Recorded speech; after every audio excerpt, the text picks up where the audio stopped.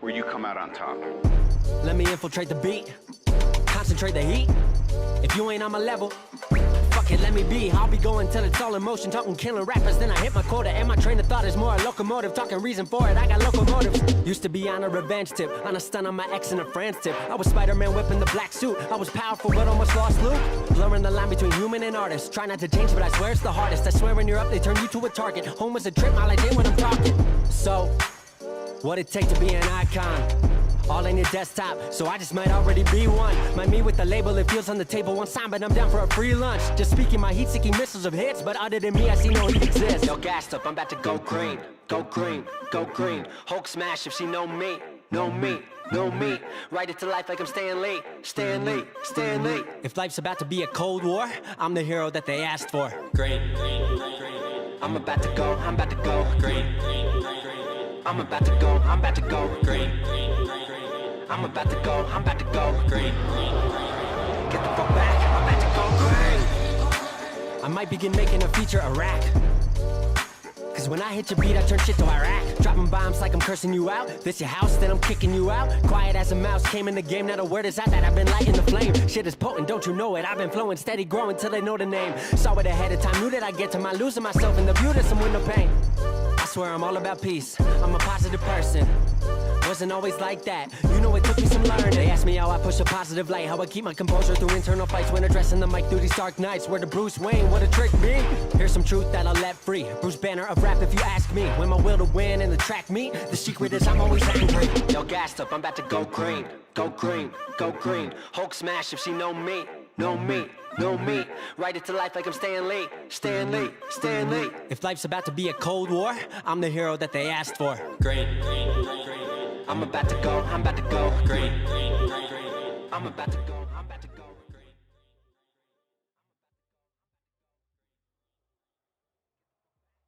Go green. Hey, we're gonna start a little early tonight. I don't feel the best weather, but let's go. 1 second, y'all. Where's my music at? Let's kill that music real quick. All right, y'all. Good evening. Happy Friday. TGIF and all that other good stuff. Hey, I apologize right up front. I've been a little under the weather all day, and I haven't put out the amount of content that I would like on a Friday, especially when most people are thumbing through their phone. And I know some of these young kids are getting ready to go to the club tonight. Don't do it. Don't do it. If it's your 21st birthday, just remember, something I tell all my young soldiers, you're going to be over 21 for the rest of your life. There's no reason to get drunk tonight. There's no reason to overdo it. I can tell you guys a true story. When I turned 21, I was around the wrong crowd. I was around these old guys. They were sports writers. And I worked with them. I was a sports writer at the Desert Sun at a newspaper in California, Palm Springs, California to be exact. Circulation probably 50,000. So I'm a young sports writer. They're older guys, maybe in their late 30s, early 40s. And they say to me, Rico, let's go party at so-and-so's place. So we go to this apartment. And they say, for your 21st birthday, you got to do 21 shots. And I thought to myself, okay, 21 shots. I'd never had a drop of alcohol in my life. So they pour out 21 shots of wild turkey. It's this bourbon, I guess. I don't know. Till this day, if I smell wild turkey for any reason, I just need to leave. I can't handle it. It tastes like rubbing alcohol. But I'll never forget it, man. I took 7 shots in 3 minutes. I just stood there and just started throwing back these shots. And after 7, they stopped me. They said, wait, you got to let it kick in. You got to let it kick in. They said, just slow down. You got to let it kick in. I was like, no, I'm good. It just burned my chest a lot, right? I was about 170 pounds, 180 pounds. 7 shots in 3 minutes of wild turkey. All I remember is we started the party around 8 p.m. 9 p.m., I'm in the bathroom violently throwing up with my hands like on the toilet seat, and I'm just like this in the toilet, and I literally fall asleep throwing up all night. They just leave me in there. These dudes didn't care. They were just laughing. Nobody took another shot of wild turkey that night. I woke up the next morning. There was 14 shots still on the counter. Turns out they hired a stripper. I missed the whole deal. They had a hell of a time without me. It was my birthday. And I learned a valuable lesson. I didn't drink again for probably 2 years. To till this day, I don't drink beer. I stay away from dark liquor. Just a lesson learned I wanted to share with you guys. You're young, dumb, and full of you know what. It is what it is. Nonetheless, shout out to the guys on TikTok that are watching me. You know I won't answer your questions unless you move over to YouTube. YouTube guys, hey, you guys are amazing. I know it's Friday night. You could be doing anything else, but you're here with me. It's 9 p.m. What the hell's going on, bro? But we're here, and we're going to talk sports. We're going to have a good time, laugh a little, and people can catch up and watch it at another time if they're not here. I can see there's only about 30 of us in the room right now. Usually we're over 100. It is what it is. I ain't worried about it. So we'll talk about what's trending. We'll get to your guys' questions. We'll talk about the transfer portal. But first, I got to let you guys know. I dropped a video on YouTube about 2 days ago. And it was me rapping. I was spitting bars. And shout out to Paguno. Paguno's convinced I'm a better rapper than people on SoundCloud. I'm convinced I'm better than people on SoundCloud. I've known this for years. But I'm also 40, and I'm kind of over it. But once upon a time, I was a rapper, a battle rapper. I used to go to open mic nights in Baltimore and just spit for days. I got bars. I got real flow. Sometimes you get in a rhythm, you get in that pocket, and you just start killing it. I could flow for 20 minutes straight without messing up. 5 minutes is easy. So when I see people say, I'm a freestyle, yeah, I'm going to go a mile, yeah, I cringe because I know that they're not doing what I do. I'm damn near professional at this, right? And nobody believed me. They said, we got to hear them bars. And I posted a video within 5 minutes of just 3 minutes of bars. It was funny for me because it's a blast from the past. I don't do that anymore. I don't really rap all that often. Unless I'm in the car and I'm doing my own thing and I'm by myself. I don't really spit bars like that. You got to save them, man. You can't use them. You can't waste them. But I'm also a freestyle rapper, so I got nothing saved. I got nothing written. I just go off the top. Straight up Harry Mack status. Right? But here's the deal. Shout out to Paguno telling me I could just dump on everybody. But this morning I was on live. Or was it yesterday? I was on TikTok live. And somebody asked me, you know, why don't you rap more or whatever? And I said, hey, man, I used to do Def Jam poetry. I used to just do Def Jam poetry at open mic nights. And out of nowhere, they put me on the spot and said, can you give us some bars? Can you do something we can snap to? Can you impress us? And I stopped what I was doing mid-cooking, walked away from the kitchen, sat down, and just started going. And I did a poem for everybody. It was a poem to my daughter. And shout out to me for never being afraid to get called out. Show your talents when you have them. And when people ask, Rico, what makes you so special? Look, I don't know, man. It's innate. I was born like this. I'm just great at whatever I do. If I tell you I do it, I do it. If I don't mention it, I'm probably not good at it. Shout out to bowling or tennis. Or golf. You don't ever hear me bragging about, it's Friday night, man. I'm going to hit up Topgolf. No, I'm not. Just being real. So nonetheless, enough about me. Let's get talking. I am under the weather, so every now and then I might need a drink. I might need to know what's going on. And when I'm drinking, I'm sipping on flavored water, y'all. Life has changed for me. I don't do all that other stuff. I'm over 40, bro. I love my body. I'm not feeding it poison. Nonetheless. If you didn't hear, the Miami Heat lost the first game of the NBA Finals. Yeah, shocking. I told you they're a terrible team. But shout out to Joker.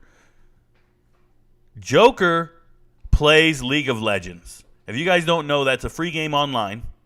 One of the best games for the last, 15 years. Easily. I think I've been playing it 11 years, so for maybe 12 years. I play with my son almost every single day. Pause. But we play League. We play ARAM.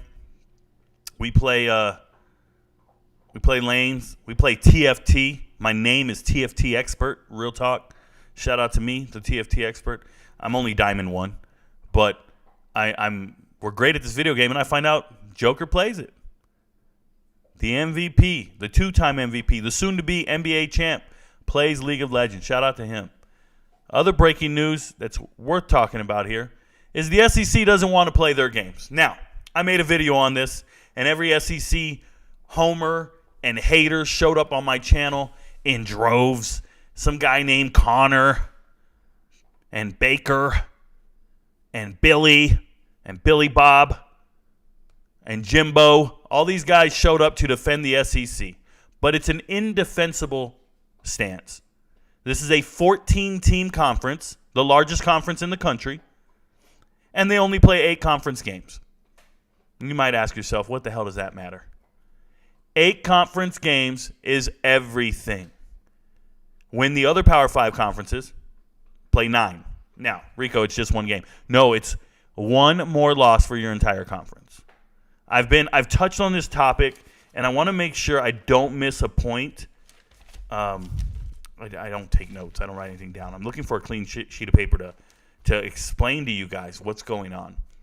So in 2008, ESPN buys the SEC network. They pay for the rights to it, $2 billion. It's at that point SEC can't fail. Shout out to Florida, start winning national titles 2008. Hey, you want to know another coincidence? Clemson starts winning 2014. You want to know what year they got a contract with the SEC network or with the ACC network and ESPN? 2014. Whoa. So you got the 2 ESPN conferences. They get more pub. They get more push. They're higher in the preseason polls. They get more love from coaches, all this stuff. And eventually they brainwash the kids. And since 2008, these kids, this is all they know. This is the only conference they want to play for. So they're all going. They're all going to the SEC. So the SEC has the best players, the best teams. But let's talk about how they keep it there. They keep it there by playing 8 conference games. 8 conference games keeps all your teams ranked. They had 6 ranked teams last year. So did the Pac-12. But the Pac-12 needed 5 10-win teams to do it. The SEC doesn't do that. They literally can do it with 9-win teams because those are really 8-win teams. They just don't have to play each other. When you don't play each other for that 9th game, the whole conference gets more wins. It's the reality of life. It doesn't matter who they schedule out of conference. That's irrelevant. They don't play each other. And everybody goes, well, they're going to go to 9 games when they expand next year. Okay. They'll have 16 teams, and they're going to play 9 of them. You guys, do you know how many times A&M has played Georgia in the regular season? I dare you to go look it up. Since A&M has joined the conference, go look at how many times they've played Georgia. I already showed you. Bama and Georgia have only played twice in the last 13 years in the regular season. Oh, they'll play in the championship. They'll play in the playoffs. They'll play in the national title game if ESPN will have it. ESPN loves that matchup. It's an all ESPN final. But my goodness. This is why 2014 is such a big year to me. Let me show you guys something. 2014. Look at this. In 2014, this is TCU right here. Look at the gauntlet TCU went through in 2014. Number 3, Oklahoma. Number 5, Baylor. 15, Oklahoma State. Texas Tech. And then 20 and 7. 20, West Virginia. 7, K-State. This is 5 weeks, 6 weeks. 5 teams all in the top 20. And we're talking 3 of them top 10. 2014, TCU goes through a gauntlet in their conference. And they nearly won them all. They lose to Baylor 61-58. TCU gets ignored for the college football playoffs this year.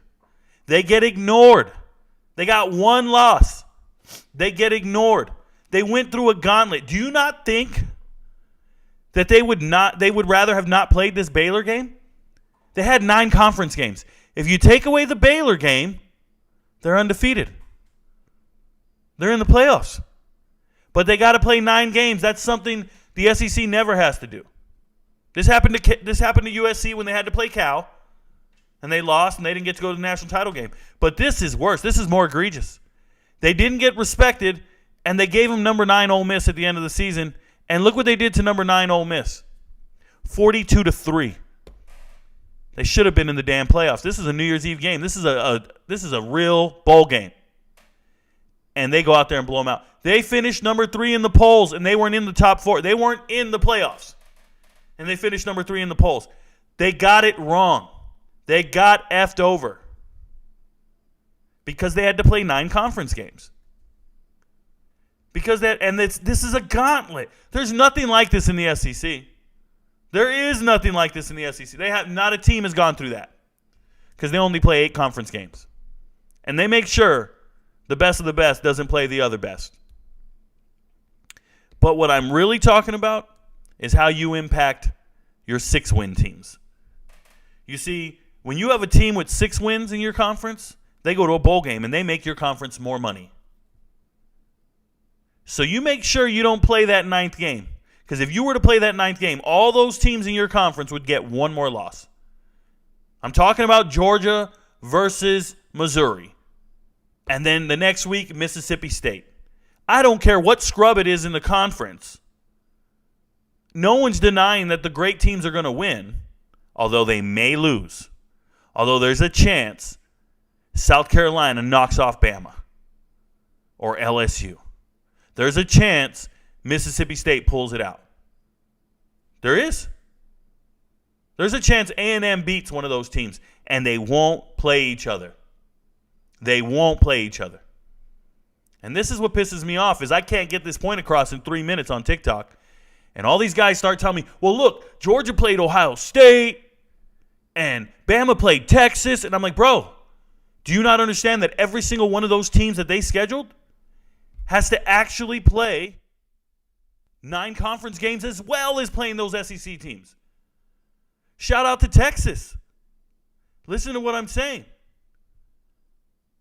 When you go and schedule out-of-conference games against other Power 5 teams, that doesn't prove anything. Play each other. That 9th game, stop scheduling out-of-conference games. Look what happens. You're talking about 14 SEC teams. Go and schedule other teams from other conferences. You know how many of those teams can win? Maybe all 14. That's how good they are, right? Maybe all 14 of them can win.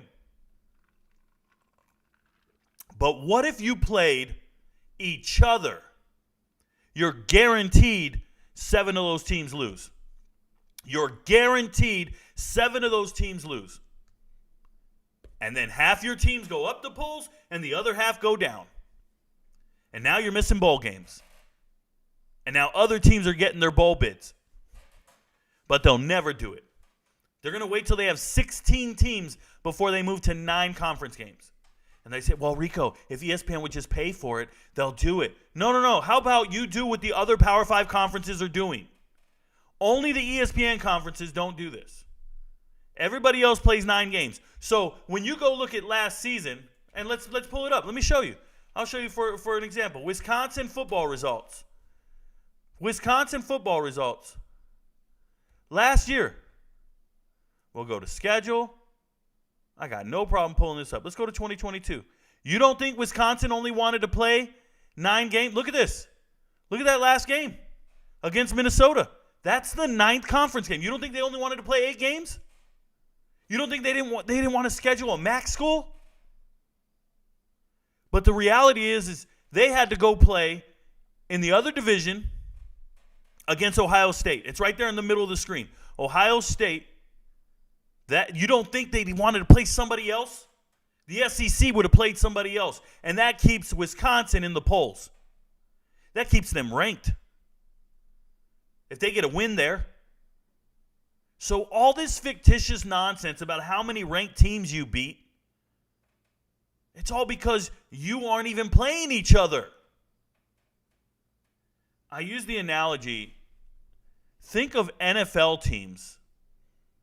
No, think of NBA teams trying to make the playoffs. And then you let them play G League teams. And you say, well, look at their overall record. They're better than everybody. Look, they're beating everybody. Oh, and they get to play G Leagues. And that's why they're getting higher seeds in the playoffs, because they got a better win-loss record. You know how many 2-loss teams you would have at the top of the SEC if they played one more conference game? I don't know. It would happen. It would happen. It doesn't matter how many games they win out of conference. The fact they don't play each other is stacking the deck. Let Missouri play Bama. Give me one more game, and you'll see a conference opponent pull it out. Look, I'm gonna go click on I'm going to click on Minnesota. Schedule. And poor Minnesota. Let's see how they did. Minnesota had a decent season. They won 4 games. They lost 3 games.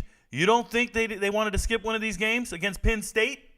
They had to play Penn State. You don't think that makes a difference? If they would have just scheduled Northern Iowa? That's the problem right there, and no one's acknowledging it. You're looking at Minnesota wins 9 games and doesn't end up in the final poll. But if they win 10, they're definitely ranked. 10-win teams get ranked. But they didn't get the 10th win because they had to play 9 conference games. Every conference is playing each other except for the SEC and the ACC. That's how it works. It's crazy, bro. These kids don't want to play each other, and they're proudly saying this shit. It was like the 10th page on ESPN. They won't even talk about it. No, they won't talk about it. Oh, but we're going to add Texas and Oklahoma. Hey, dude, I can't wait for Texas to join that conference. Texas just had one of the top recruiting classes in the country. Texas has a great coach. They have professional quarterbacks. Texas is going to beat the brakes off of SEC teams. They needed a miracle to beat Texas last year. Bama did. A miracle. And Texas had 4 losses. Texas was just okay. Just wait till Texas starts getting SEC funding, SEC backing, SEC recruiting budgets, SEC recruits. Just wait till you have that SEC on your jersey, and all of a sudden all the high school kids want to go there. It's exactly what happened with Missouri. Missouri was nobody in the Big 12. They joined the SEC first 2 years. They're in the conference championship. Now, they lost, but they showed up to that conference and got in the conference championship. How'd A&M do? They show up and get a Heisman Trophy winner and beat Bama. That's what happens. When you join the SEC, you get their money, you get their media backing, and you get their players. It's why people don't understand. They don't understand that they always go, well, Rico, if you move any other team in the SEC, they get stomped. No, they don't. They instantly become the SEC. They don't get stomped. And if you move a team out of the SEC, they instantly lose those recruits and lose that notoriety and lose that money and lose that 8-game scheduled conference. Like, people don't understand.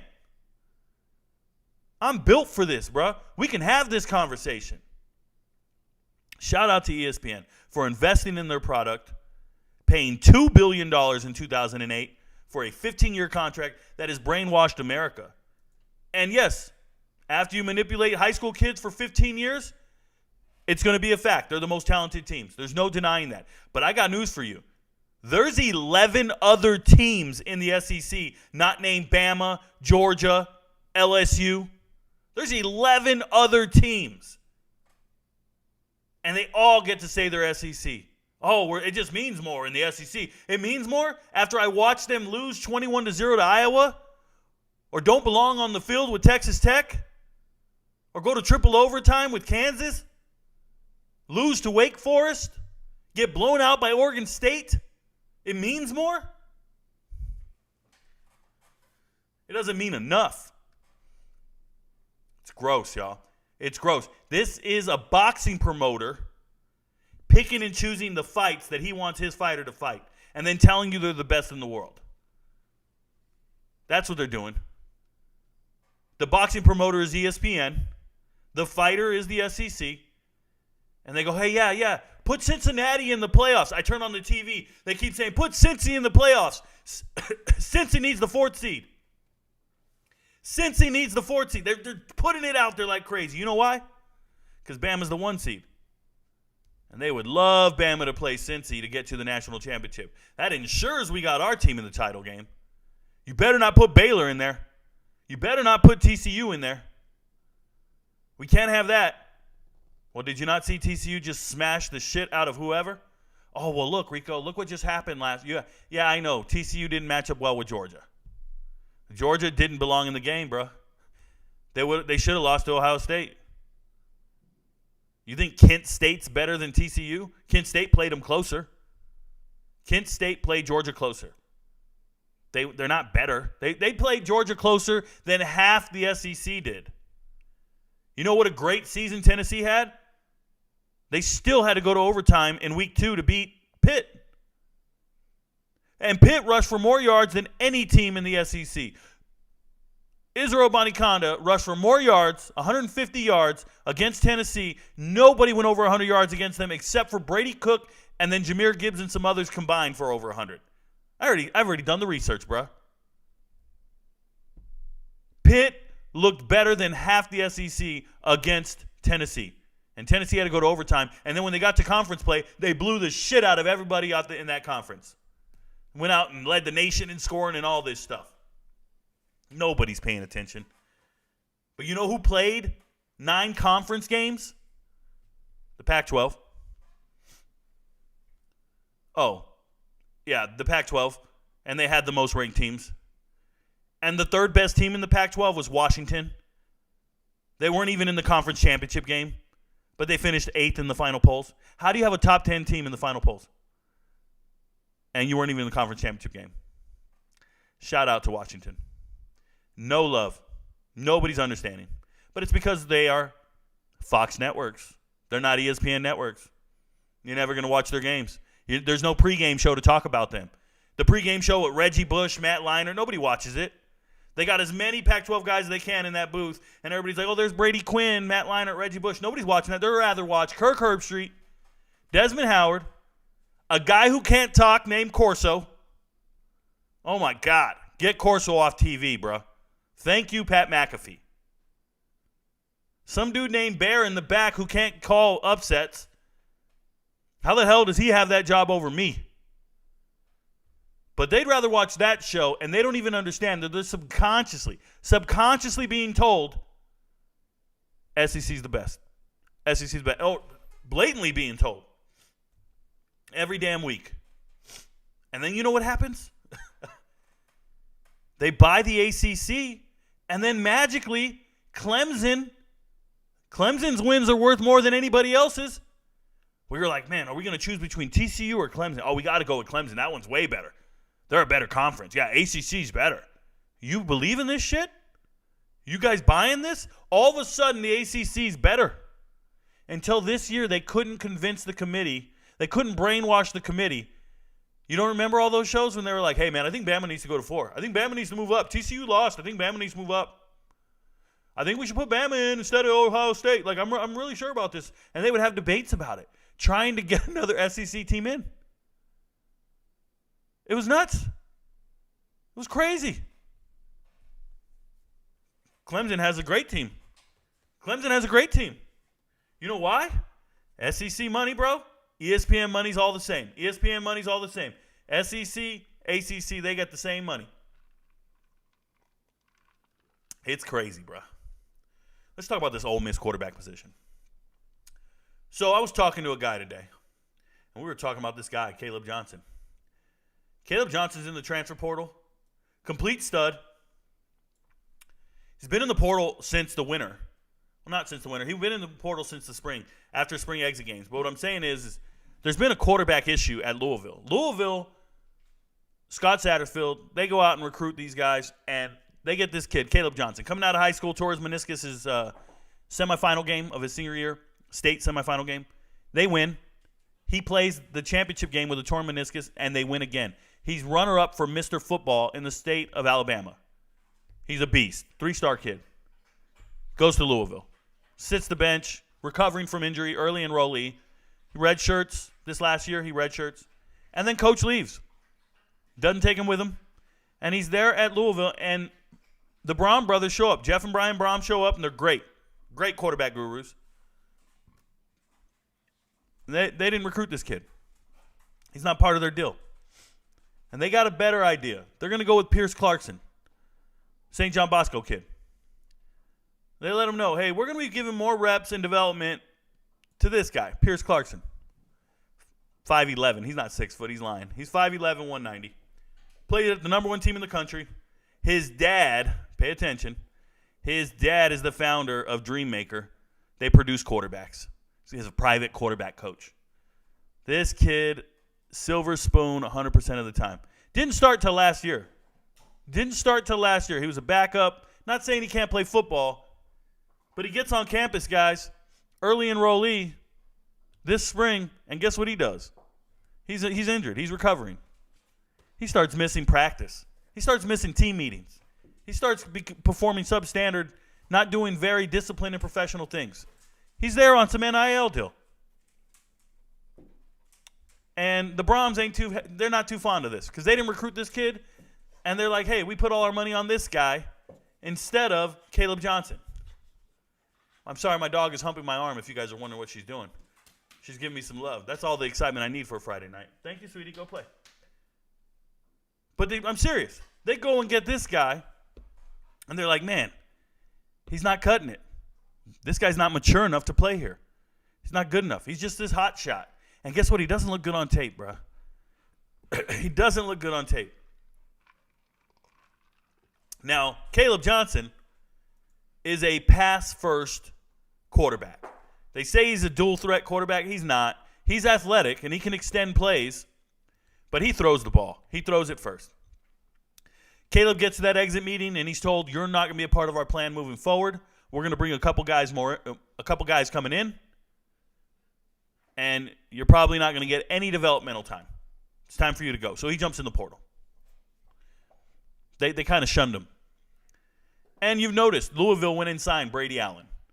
Louisville goes and signs Harrison Bailey as a preferred walk-on. Dumbest move I've seen all offseason. One of the top 5 dumbest moves. And Caleb's out here. Now, Caleb hits the portal, and he starts getting offers. And his offers are Western Kentucky, South Alabama. Really good teams. If you guys don't know, Western Kentucky, obviously one of the nation's leading throwing teams. Quarterback you're going to go to the pros if you go there. And you're playing for Tyson Helton, great offensive coordinator. Everybody wants to play at Western Kentucky. But Caleb wants to play at a big school. He's a big-time talent. And as a matter of fact, Deion Branch is the coordinator for recruiting at player development at Louisville. Deion Branch told him, hey, man, don't go sign at a small school. Don't sign at an FCS school. Don't sign at one of these group of 5 schools. You're a real talent. Just be patient. Someone's going to believe in you. And they made a highlight tape for this kid.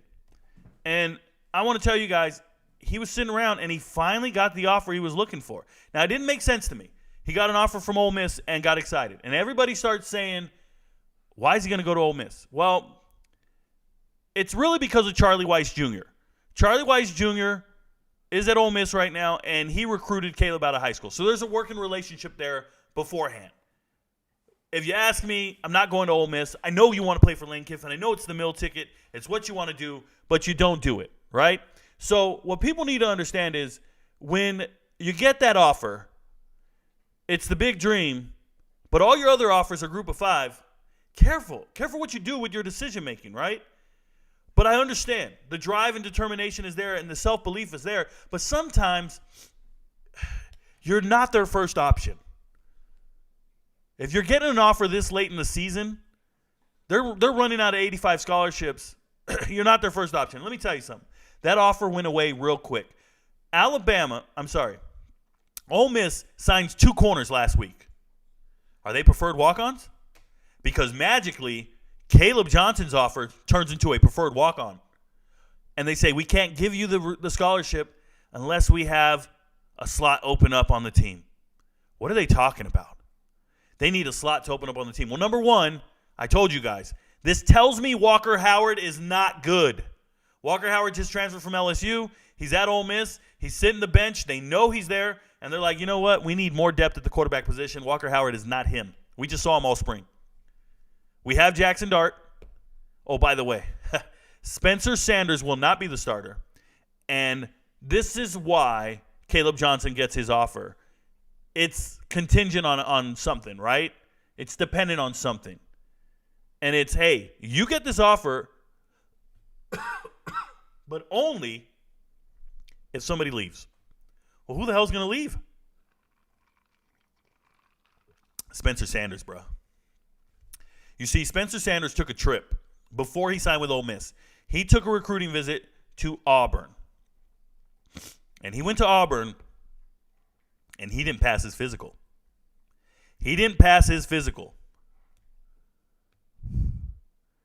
And when he didn't pass his physical, he had to go somewhere else. So where'd he go?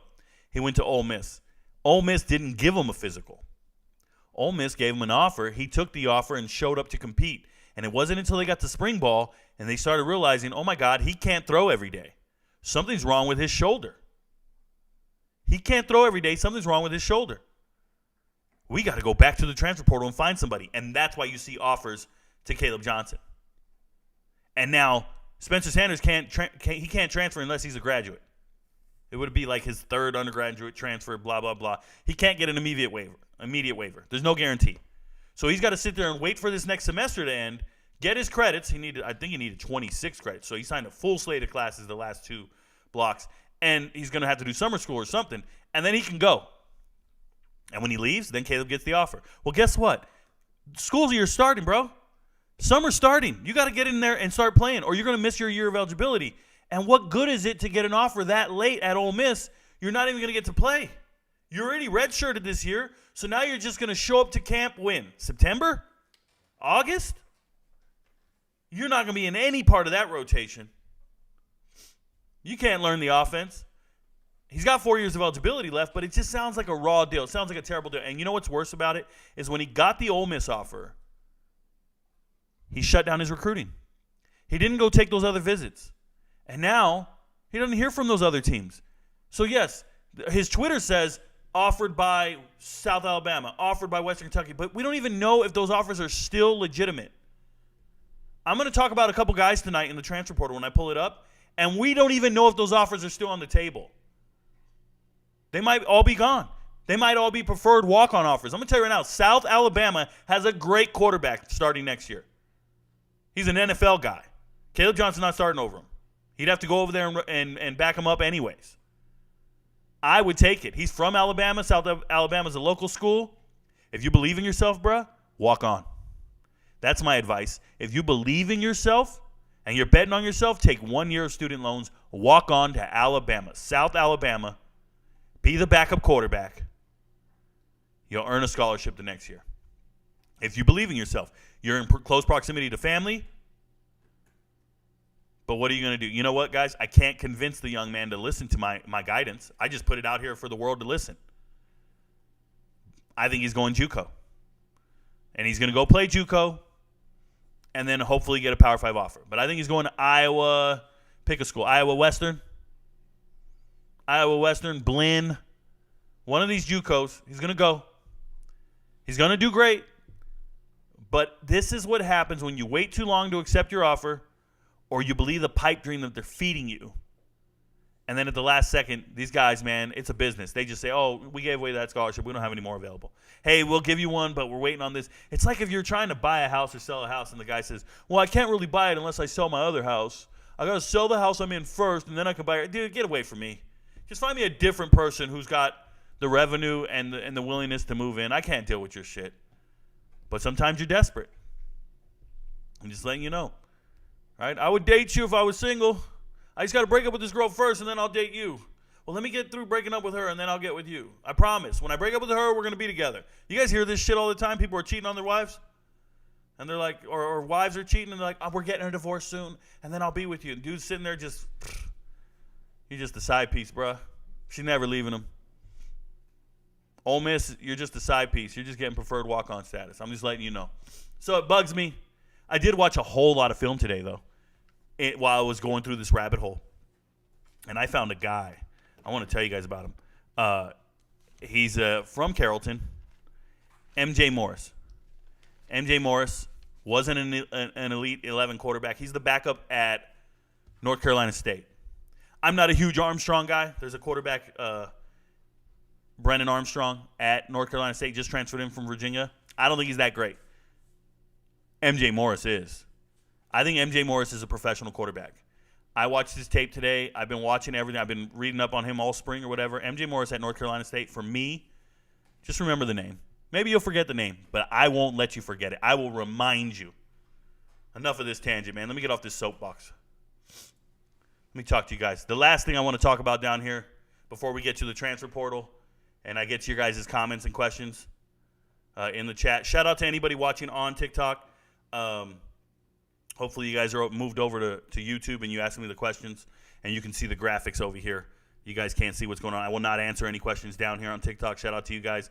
I'm not reading it. You got to go to the YouTube. But what I wanted to talk to you guys about is Trey Songz. He's getting sued for $10 million.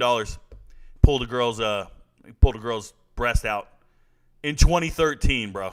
Okay, first off, Trey Songz, a terrible human being. He's been in jail for a number of things. He's been arrested, sued, accused, sexual assault.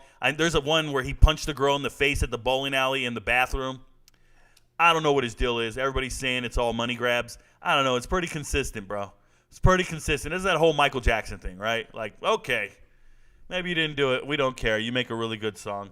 But I bet the neighbors know my name. No, everyone knows your name for the wrong reasons, Trey. So Trey Songz getting sued for $10 million. Ridiculous, right? Ridiculous. $10 million. I can't stand it.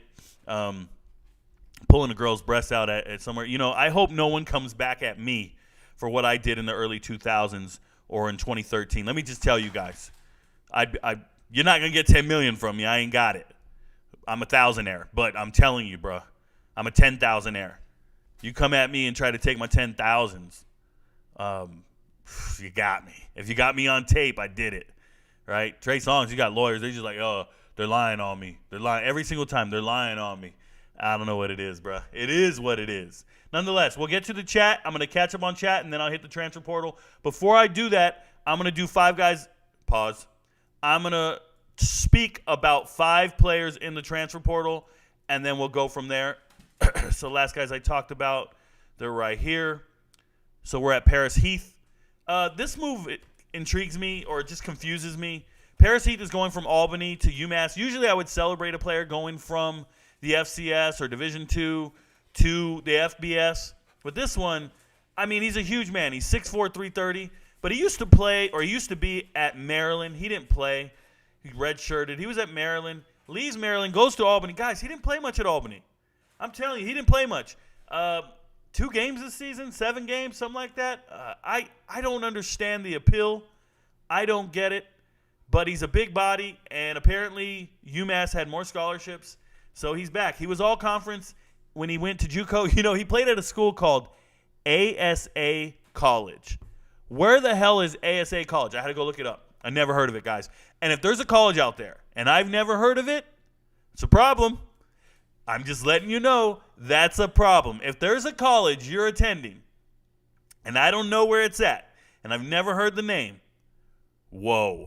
That's what I'm going to tell you. So ASA College, their mascot is the Avengers. It's a JUCO in New York. That's the last time he played football that was meaningful. So shout out to Paris Heath. He's an Avenger. I don't even know. I've never watched those movies in my life, by the way. Next is let me move this. This keeps moving this. That should be better. All right, Braxton Clark, leaving Nebraska, going to South Florida. So Braxton Clark is actually a Florida kid. So it makes sense to come back home. He was in Orlando, won the 7A state title coming out of high school. Very accomplished player. Listen, he's 6'3" or 6'4". He just looks huge. He's a corner. Where the hell do you find corners that are 6'3", 6'4"? I thought he was a wide receiver. He was in high school a wide receiver, but he's a corner. At Nebraska, from what I remember, he played a good amount. Like, he was on the field, but he got injured. But he was on the field a lot from what I can remember seeing. And just out of nowhere, he got injured in 2020, the COVID year, and he just never was the same. But he's played some football. I think he plays at South Florida. I think he's a good get for them. And they're excited to get a guy to come back home, former star player. More power to him. That's 2. Here we go, 3. Jordan Anthony. Everybody should be after this kid. Shout out to Coach Prime. Shout out to Colorado. Shout out to anyone who wants to get this kid. Jordan Anthony leaving Kentucky. Let me tell you guys something. I can pull it up. Jordan Anthony is so fast. I'm going to make a TikTok video about him. He is one of the fastest football players in the country. He is incredibly fast. You guys, look, his 40 times 4.25. Okay? He's a track guy. He's only 5'9", 155, though. Remember, they got Barry and Brown. They got studs at Kentucky at wide receiver. True freshmen that balled out. Jordan Anthony is more of a track athlete than he is a football player. But he's still an incredibly fast football player. He does have good routes on tape. but he's little, 5'9", 150. But he just changed his number to number 0 last year. I go watch the tape. I'm like, where is he at? No, didn't see him anywhere. Go find his high school tape, though, and it's ridiculous. Now, he did run on the track team. I don't know if you guys know track times, but a 20.34, 200 meters? Are you guys kidding me? 20.34. His 60 time is 6.55. Guys, if you don't know, that's world class. He was number 2 at the NCAA's indoors. Number 2 at the NCAA in the national championship indoor track this offseason, this winter, 6.55 in the 60. That's fast. To give you guys a comparison, Andre Isilvas, the guy from Princeton who got drafted in the NFL, the late round bloomer, they were talking about how he was a heptathlete or decathlete, and he ran a 6.71, and everybody goes, oh, that's fast, 6.71. 6.55 is it's professional track athlete time. It's real. It's 6.55 is real. That's Jeff Demp's fast. That's a problem. So this kid is extremely fast. He's from Mississippi. I don't know where he's going to go. One second. He's got offers from everywhere, and I think he's committing on the 9th of June. Rico knows. He's committing on the 9th of June because school's starting soon. So when is that? That's in 7 days. So next week. Next Friday, this man. So next week, Rico knows. Next week, he's committing. Okay, and I think he's either going to I think he's going to Tennessee. If you ask me, he's going to Tennessee for track. Wherever he goes, he's going for track. I know he's going for and Tennessee has an amazing track coach. Okay, he just moved over from North Carolina A&T, Olympian. I'm forgetting his name right now. This is ridiculous. And his son was the national champ in the 400 meters NCAA's 2 years ago, last year. Come on, somebody talk to me. He's an Olympian. Somebody let me know what it is. Put it in chat if you guys know. But I'm just letting you guys know that let me go check chat if somebody wrote it down. Nobody wrote it down. Nobody knows. Nobody knows like me. Nobody knows. Anyways, and I'm blowing it right now. Ross. Last name Ross. Randolph Ross. So maybe that's the son. Nonetheless, Tennessee, Texas Tech, they get great wide receivers because they have an amazing offensive coordinator in Zach Kitley, the best offensive coordinator in the country. Shout out to Texas Tech. Memphis, I don't know why he has an interest in Memphis outside of the fact that Memphis needs wide receivers. They lost 6 in the transfer portal because they fired their wide receiver coach and 6 guys hit the portal. So Memphis wide receivers. If you play wide receiver in this world and you're looking for a scholarship, you should be calling Memphis. They lost 6 of them in the transfer portal. They need anyone. Go run some routes for Memphis. Anybody. And they have a good quarterback in Seth. He's got offers from Houston. That's got to be track related as well. And Texas A&M actually wants him. Small little guy. They need somebody in the slot. 5'9", 156. So Jordan Anthony, fastest player in the portal for sure. And there he is, available. Just a complete animal. C.J. Jordan, I don't get this offer at all. C.J. Jordan did not start at Idaho. FCS level school. Remember, Idaho used to be FBS. They moved down to the FCS. Took them a little while to get up to FCS speed, and now they made it to the playoffs this year. They played well, but I'm just letting you know, C.J. Jordan is not him. I don't know how he got this offer, and it's a full ride. It's not a preferred walk-on. C.J. Jordan he's not even the starting quarterback. He's like third string at Idaho, and they give him a full ride. Shout out to them. The deal is this. Eric Eidsness is the offensive coordinator at Northern Illinois. They lost 6 running backs in the transfer portal, by the way. They're in shambles. I think they fire their head coach this year. Forget his name. Handbrick or something. He's the running back. Former running back. He was an early running back in like the early 2000s. And he's their head coach right now. He's just terrible. Not holding it together. And I'm just telling you, C.J. Jordan, that when I went and I watched Idaho tape, but not for C.J. Jordan. I watched Idaho tape for Giovanni McCoy. This man is going to be in the NFL or be in the FBS next year. He's going to hit the transfer portal soon. He was a freshman at Idaho last year, balling out. He's from California. Just so good. And I'm going to make a video about him. I'm waiting for him to hit the portal and transfer to an FBS school so I can talk about him. But I'm telling you, he is next up. He's a complete animal. And McCoy started over C.J. Jordan. I don't know how Jordan got this deal. I really don't. Thing about Jordan is this. He can play football. He looks fine when he throws the rock. But senior year of high school, injury, ended his season. Gets to Idaho, injury has ended his last 3 seasons. This dude is fragile, bro. Stamp him. Handle with care. This guy is fragile. I don't understand it. He might be broke off as soon as he gets off the plane. I promise you. I just talked about him. These words are causing injuries. Cameron Miller. Shout out to Cameron Miller. Cameron Miller is the most loyal dude you ever wanted in your life. I'm letting you know right now. Ladies, if you're looking for a man who sticks to his word and doesn't chase the glitz and the glamour, it's Cameron Miller. Dude showed up as a wide receiver. He's a DB. Not a douchebag. He's a defensive back. I don't know what he looks like on tape because his huddle film is now private.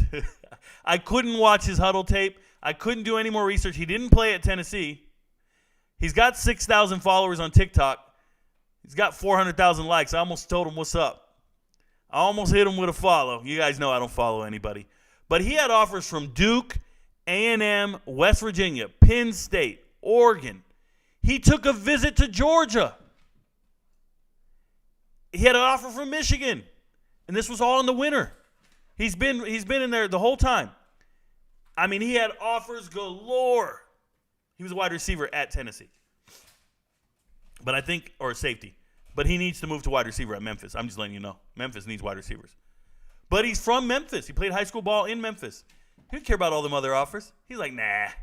He's 6'1", 205. I'm going to stick around here. So it is what it is. Is that 5 guys? I'm going to chat now.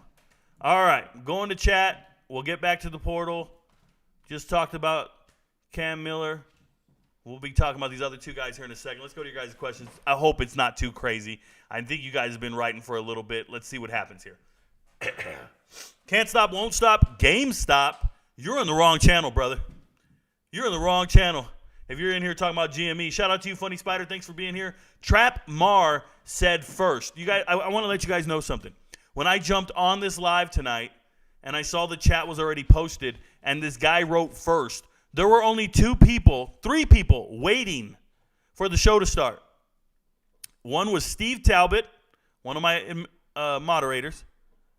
Another was Kim Jones, the beautiful Kim Jones, one of my moderators. And me. We were the 3 people in here about 10 minutes before the show. And this guy wrote first and left. He wrote first and left. He wasn't even here. I don't know if he's here right now. We got 100 people in here watching. I don't know if he's one of the 100. The man wrote first and rolled out. Don't be that flake, bruh. Don't be that guy. And don't be one of these 100 people in here who didn't hit the like button. We only got 28 likes. Shout out to, you other 72 people. Rico, what it do? Zion. Good to see you, brother. Cindy says hi. Hi. Mo's bro knows. Hey, I think he's trying to say Morance's bro, but I don't know who Mo is. Imagine the top SEC teams had to play SC the end of the season last year. I'm not sure what you're saying. 21 shots is absurd. Yes, it is. That's why I share that story. I also share it with my soldiers and let them know, guys. Some people will set you up. Some people will claim to be friends. Some people will be cool, and then they'll set you up like that on your birthday. They'll set you up. Hey, man, there's friends out there setting dudes up with transvestites, dude. Hey, if it floats your boat, let's do it. But there are dudes calling up transsexuals and saying, let's go. Hey, I found you a date. Yeah, just go meet her down in the dark. It's dark back there. Go meet her down the alley. Yeah, we know. Those ain't friends. Geez, that wild turkey will get you. No, it won't. Not anymore. The smell of it, I'm out. You guys ever have something that, triggers you? A certain perfume triggers you? My ex-wife's perfume, bruh, triggers me. You know what else triggers me? Wild turkey. I'm just leaving. You want to know what else triggers me? White Rain. Do you guys know what White Rain is? White Rain is a really cheap body wash shampoo or something. They used to sell it at Kmart when I was a kid and Pick and Save. And White Rain, I'd go visit my biological mother on the weekends. She was a little more underprivileged than living with my dad. And she didn't have nearly as much money. It was a terrible life. Adventurous life, I should say, though. And we'd go over there on the weekends, and the only thing we had for shampoo was White Rain. It didn't smell like my Suave, bro. I used to use Suave, and then I'm using White Rain. So I fast forward. I'm 32 years old. I'm dating this girl, and we get close enough so I can smell her hair. And I'm telling you, I smelled white rain, bro. I knew what it was immediately. I literally broke up with her over her body wash. I broke up with her over her shampoo. Didn't care to discuss it. It just triggered me. There was no additional dates because of the white rain. If you know what I'm talking about, you know, hey, what triggers you? Just let me know. Don't sound like good friends if they're having you take 7 shots in 3 minutes. Dude, they're just old dudes. They're just old guys just having a good time. Hey, one of them's passed away, so rest in peace, Ed Castro. But the rest of them, they were good people. Bars. Prod Self knows. I can rap for days, y'all. I can spit these bars. I did all my drinking in my undergraduate days at Penn State. Whoa. Was Sandusky there? Getting drunk and passing out on the hallway at dorm and claiming to be Jamaican because Russian girls like Jamaican guys. Chris E. I went to Korea, bro. I went to Korea. I might have been 24, 25. Had a lot of work to do, but I ended up in a place called the Ville. The Ville is anywhere outside the base. Made a lot of poor decisions. I can remember one day, and I don't like sharing I was so drunk stories, but this one's relevant. The Super Bowl in Korea is played on Monday morning because of time zones. So on a Monday morning, we went to a bar to watch the Super Bowl. They were serving breakfast and mimosas. It was orange juice with champagne. Is that what it is? Is that what mimosa? I don't even know. I'm not an expert. But we took shots of mimosa because it's easy. It's orange juice. We ate our eggs, our sausage. It was an amazing Korean breakfast. We're watching the game. It was the Seahawks. Sean Alexander, who'd they play against? They lost. I don't remember who they lost to. Was it the Steelers? I don't remember the game because every minute on the game clock, we all took a shot of mimosa. Yes, you're hearing me correctly. We thought, well, we can down a mimosa. What's the big deal? You can drink 1 or 2 mimosas, no problem. So why not just do shots every minute on the game clock? And we all did this. We threw up eggs all morning. We did not see the second half of that game. I still don't know who won that game. I just know the Seahawks didn't win. Rico is the truth because he does his homework and admits to his faults, which rarely happens. Keep up the good work, Ace, a rare journalist. Thank you so much, Davida. Yeah, brother, I'm telling you right now, I am a sports journalist. Despite what everybody says, I'm actually never wrong. I just take my time, and I like to be careful because I know that whatever I say is going to be held against me. I know whatever I say is going to be, it's recordable. It's there. Somebody can say something and record my take and be like, look, Rico was wrong.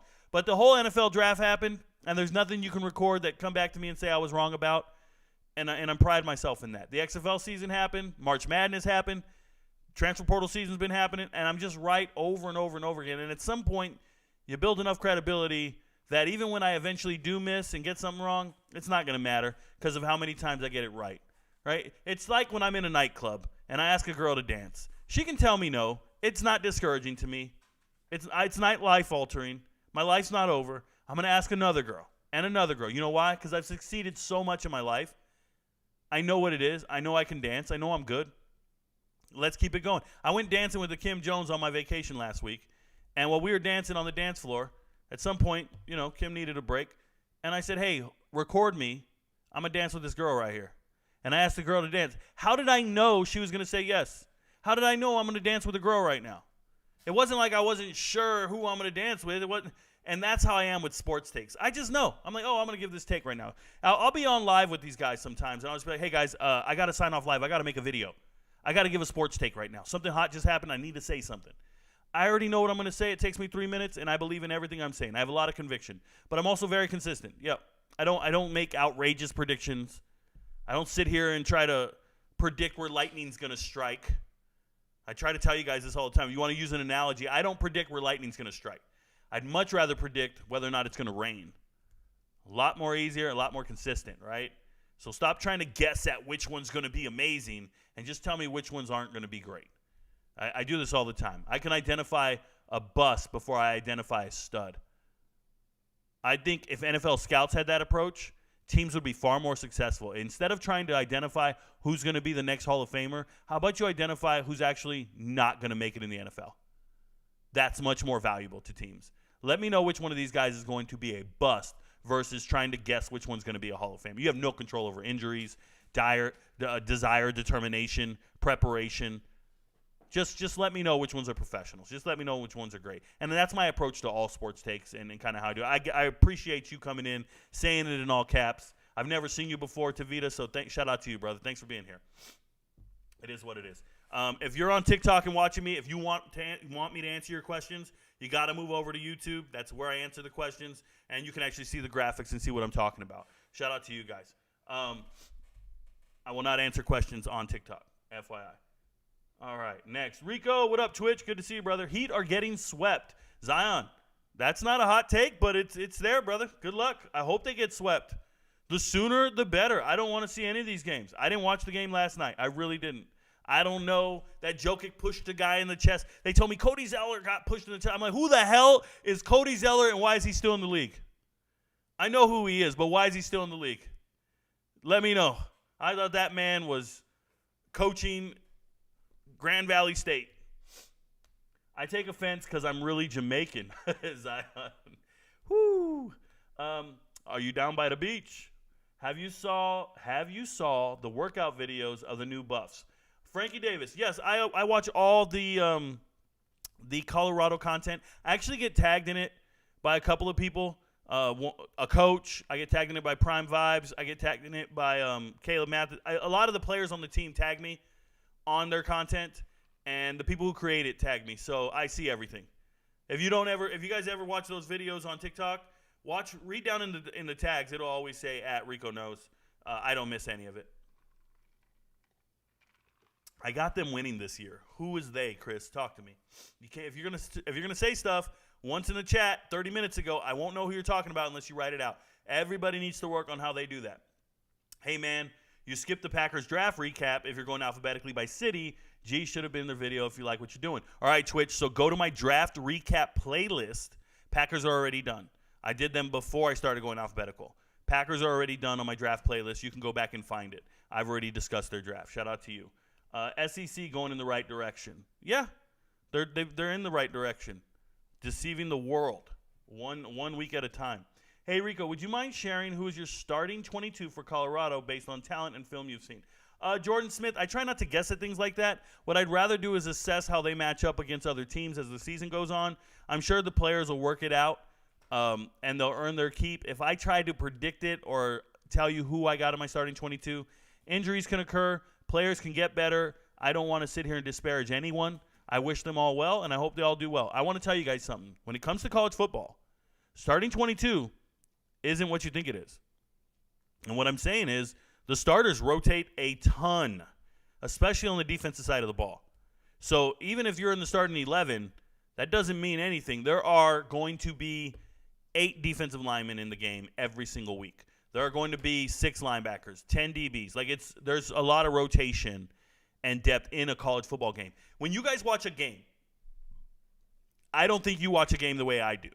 I think you watch the game to look at the score, follow the ball, pay attention. I'm so enthralled with transfers and backups and opportunities and all these other things that I notice substitutions. I get excited when a certain player is on the field for the next 3 plays and then he's out. I'm watching people take advantage of their opportunities no matter how small it is. So when I watch a game, I notice how many different receivers catch receptions, who's in on this specific offensive scheme or set.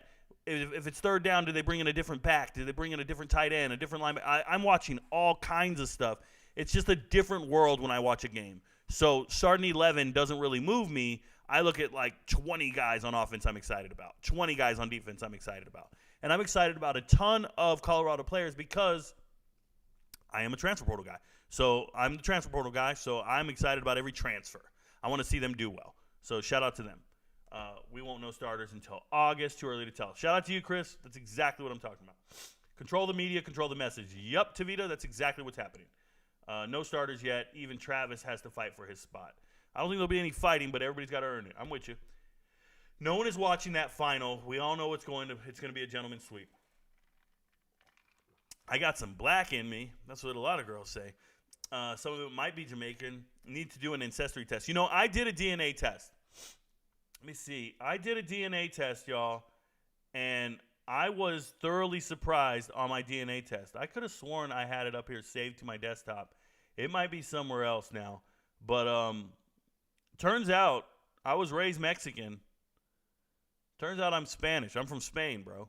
We're not even from Mexico. My family, we had descendants come over from Germany and Spain and Portugal, come on a ship, land in Texas, go from Texas.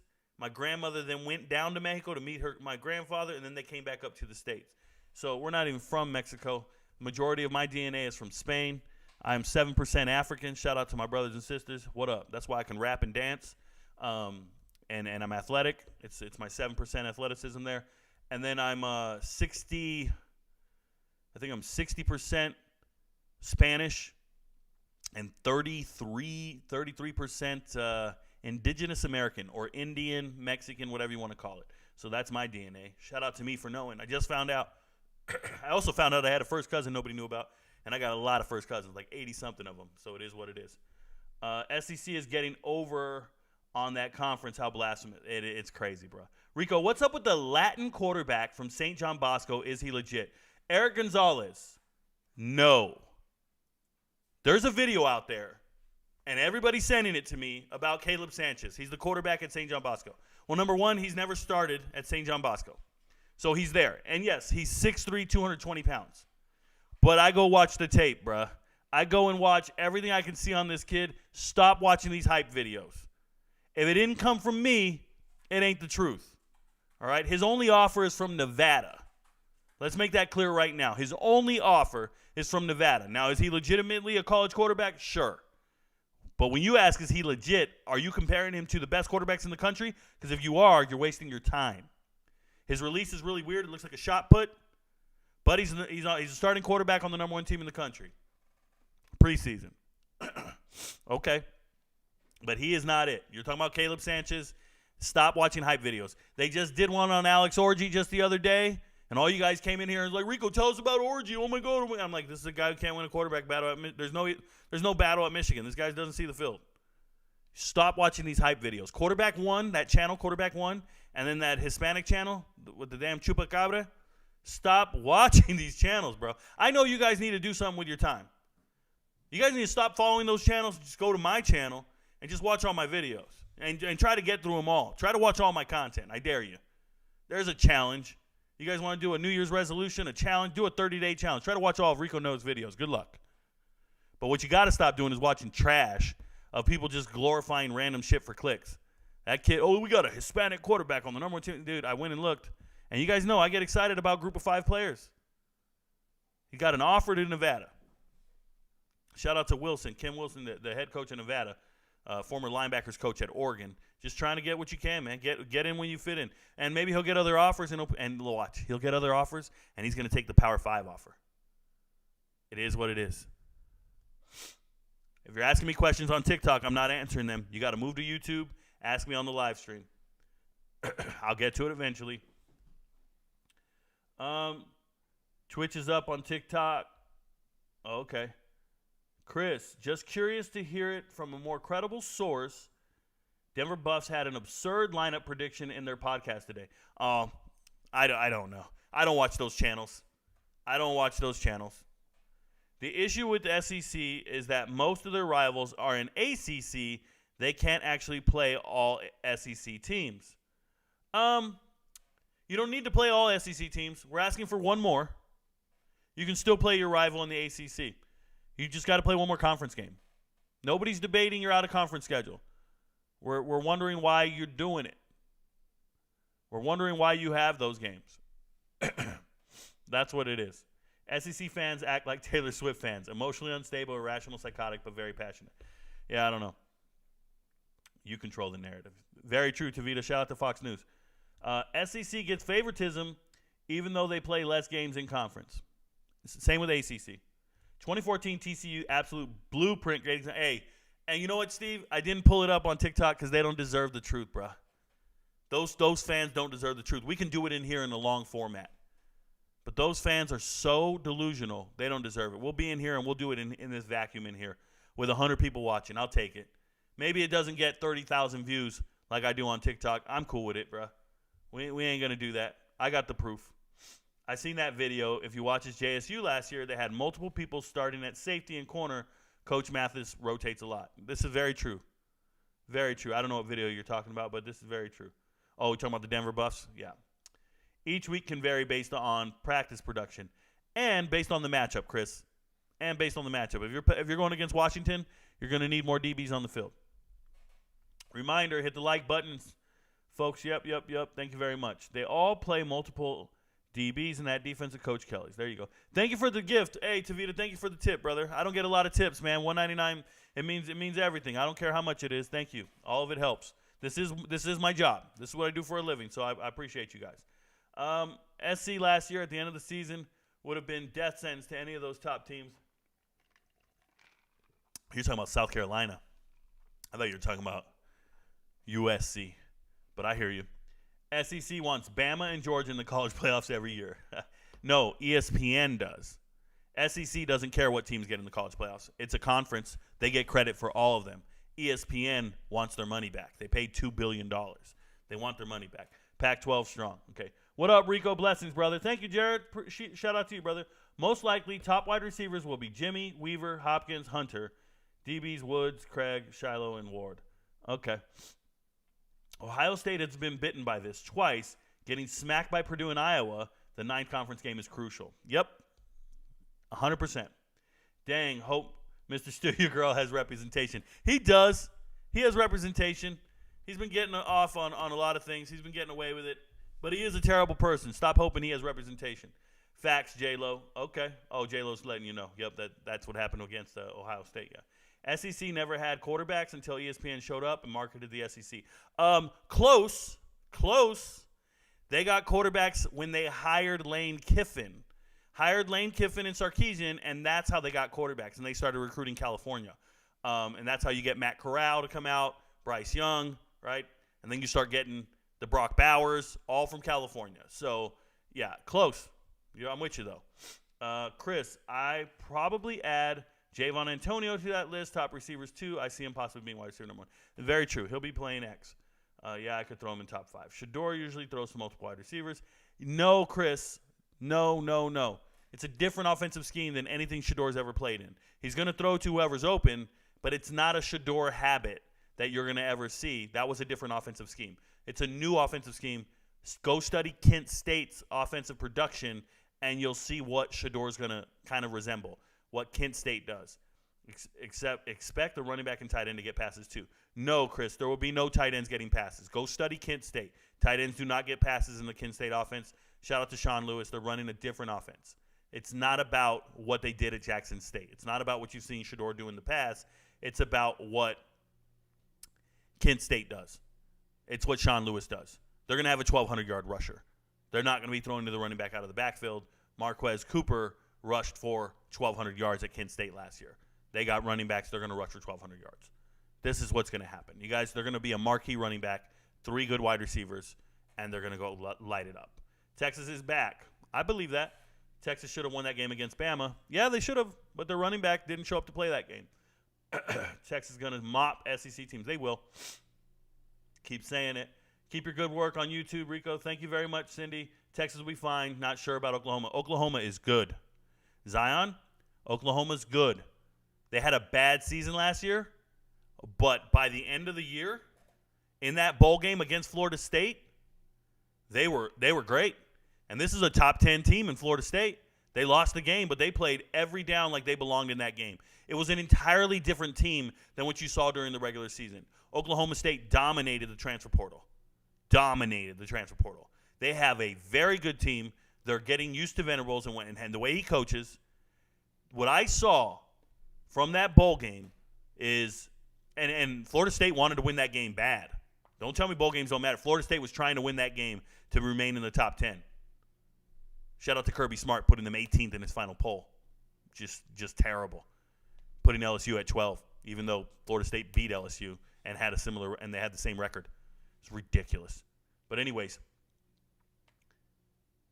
when I look at Oklahoma, that bowl game, if they come out this next season and play the way they did in that bowl game, if they treated that bowl game like it was the first game of 2023, because, that's what the bowl game is. It's the first game of the next season. or it's the last game of the current season. But Oklahoma treated it like the first game of this next season. They looked great. And they got problems. They got good players. Good players. I like Oklahoma. I do. Texas will be mollywopped. Texas will be little brother in the SEC. Yeah, Chris, you're uninformed, bro. Texas is going to beat 90% of that conference. And as soon as they get their first SEC recruiting class, they'll be the number one team in the country, recruiting-wise. Texas has the largest budget, the largest income. Texas is not to be played with. The fact that they'll be on ESPN in the SEC, it's going to be a monster. That will not stop churning. All the top players in Texas are not going to leave anymore because they want to play in the SEC. They're just going to go to Texas. Yeah, I wish USC could avoid an Oregon or Oregon State. Yep, you wish. Preach, Rico. Thank you very much, Tom Rowe. Thank you for the $2, Jared. It means a lot to me, brother. Yep, same Iowa team that couldn't score in the regular season. Yeah, shut out Kentucky, though. Or loose to BYU. Yep, it happens. Devin Haney. Word. SEC been running the college football for years. Yeah, Chris, I don't know how old you are, but they've been running college football since 2008. That's exactly when it happened, since ESPN bought them. There's no doubt in that. What you got to understand is how are they running college football? They're running it with the most bowl teams, the most ranked teams. How are they doing that? By playing 8 conference games. It's manipulation of human people. They play 8 conference games, therefore they're higher in the polls because they don't lose. And then they win because they have something called the SEC Big 12 Challenge in these bowl games. So they pair up against a Big 12 team that doesn't compare to them. And it's an advantage that they love. It's been in a contract that they have. So that's why you see Bama playing K-State, Ole Miss playing Texas Tech. You just continually see a Big 12 team and an SEC team. Kansas and Arkansas. It's a favorable matchup for them, so they do it. You guys got to understand what you're watching. Okay? And ESPN will then advocate to get them at the top of the USA Today ESPN coaches poll for 15 years straight, and they'll be in the national title game against an ACC team. That's what they wanted. All those years, Clemson, Bama, that's exactly what they wanted because they own both conferences. They're going to brainwash you to say it over and over again. These are all the best teams in the country. They're just going to magically put those 2 conferences every single time. This is why there's hype for Florida State this upcoming season because it's the ACC and it's owned by ESPN. So it's either a three-peat or it's Florida State. Get with it. Bama might get exposed this year. I don't think might. I think they will. I think they're just not very good. Should be different for Iowa soon with a new AD. The AD don't be playing football. Bama got exposed last year. Yep, that's right, Jared. It is time to pull the plug on the Pac-12. Is it time? They said they're content with being the Pac-10. They're going to add SMU. If they lose Washington and Oregon, they got to go. If they lose Washington and Oregon, yeah, it's a problem. But I think they can just have 10 teams. I think adding SMU and San Diego State makes sense. They instantly become credible. Those 2 teams, SMU can recruit the hell out of Dallas and bring the TV market from Texas. San Diego makes sense geographically. And you got to remember, it's all sports. So San Diego State's basketball team is legitimately great. They're real. They're in the dance every year. What were they, a Final Four team this year? So if you're gaining other sports, you're good, brother. But I think they'll be fine. I think people just exaggerate too much. It's the offseason. They got to talk about something. They have to. They've had some of the worst TV deals of all time, and they're still here. So it is what it is. Shout out Kent State. Yep, they played great. Pac-12 is solid. Shout out Chipotle for messing up and doubling my order and only charging me once. You know, Twitch, it's great, bro. I went to the store to buy my son a new pair of Nikes. The lady gave me a military discount. She gave it to me twice by accident. I knew the price was too low. I was buying him new shoes. They were like $170. She told me the total was $122. I was sitting there going, whoa, hold up. $122? I gladly swiped my card and said, let's roll. I taught my son a valuable lesson that day. Never work at Nike. Never work the register. That job's not for you. Those people there are not as smart as you. That's what I taught him. And we rolled out with new shoes on discount. I'm cool. Hey, we once went into Bojangles. I'll never forget. I was broke. This is like 7, 8 years ago, maybe 9 years ago. I walked into Bojangles, completely broke. But my kids wanted a bucket of chicken. All I could afford was the 8-piece bucket of chicken. I go to the counter. I said, give me 8-piece bucket of chicken. All right, extra crispy, whatever. We're sitting off to the side waiting for our chicken. The dude pulls up a huge order with extra sweet. We don't even like sweet tea. A gallon of sweet tea, biscuits, mashed potatoes, and gravy, and 2 buckets of chicken. And he goes, oh, your order's ready, sir. And I looked at him. I said, that's mine? He goes, yes, sir. That's yours. I said, roger that. We grabbed that shit, went to the parking lot, and rolled out. Rolled out. And we ate chicken for the next 3 days. It was so great because I was broke out of my mind. That year, I was buying Little Caesars pizzas for $5, letting my kids eat the pizza, and I was eating the crust. That's what we did for that Christmas. It was a baller on a budget, and my budget wasn't big. Shout out to the judge that makes me pay $2,000 a month in child support. I'm good now, but back then I wasn't. Bama's only getting better. Not all the time. Chris, you misunderstand what's happening with Bama. They're not getting better. Bama needs a quarterback. They need a 5-star quarterback, and they need him fast. They just had a Heisman Trophy winning quarterback, 5-star quarterback at the helm, and they lost 2 games, and they should have lost more to Texas A&M for sure. And this year, they don't have that. This year, they lost Will Anderson Jr. and their best player that they've had over the last 4 years. How are they getting better? They just lost the only people that were winning them games. They're going to have to show out and prove, and they're going to have to find some other young players to step up, and they don't have them right now. That's why they're hitting the transfer portal and gathering players. Thank you, Rico. Tell the delusional Georgia fans who think they're three-peating. Well, they can three-peat. They're only playing 8 conference games. Chipotle ordering system, the real MVP. Yep. Bama might be back to irrelevancy soon like they were before Saban. This is a fact. I don't think it's going to happen to that extent. But remember, when Saban was there, they lost to ULM. They lost to ULM the first year that Saban was there. So people just don't understand. It's a work in progress. But they do have a really good base in their front 7. They have good offensive linemen. They have good wide receivers. They just need a real quarterback. That's what it really comes down to. Until they ran into Spencer Rattler and got mopped up. Steve, undeniable fact. Shout out to Steve. Bama's bread and butter has been NFL caliber quarterbacks for the last 4 years. They don't have one on the roster this year. That is 100% what I'm saying. So happy for the 12-team college football playoff. Will be more exciting going forward. I'm excited. Clemson still has tons of firepower. Totally agree. NIL will kill Bama as players aren't down with Saban shenanigans anymore. USC might be next powerhouse if they keep paying good. Yeah, there's a lot of teams paying good. It's not about paying good. You got to play good. Shout out to A&M. A&M pays really good, Chris. They don't play good. You got to play good. The reason USC's relevant is they have a hell of a coach. They have a hell of a coach, and they have a 5-star quarterback. You need a 5-star quarterback if you want to be relevant in that conversation for the national title. Now, yes, Georgia just won 2 of them. They have a unicorn at tight end. Brock Bowers did everything. They had an amazing defense. But the real template for winning national titles is a 5-star quarterback. Remember that. And a senior 5-star quarterback. Hence, Clemson being on the horizon of being relevant in the national title conversations, not this year, but the following year for Cade Klubnik.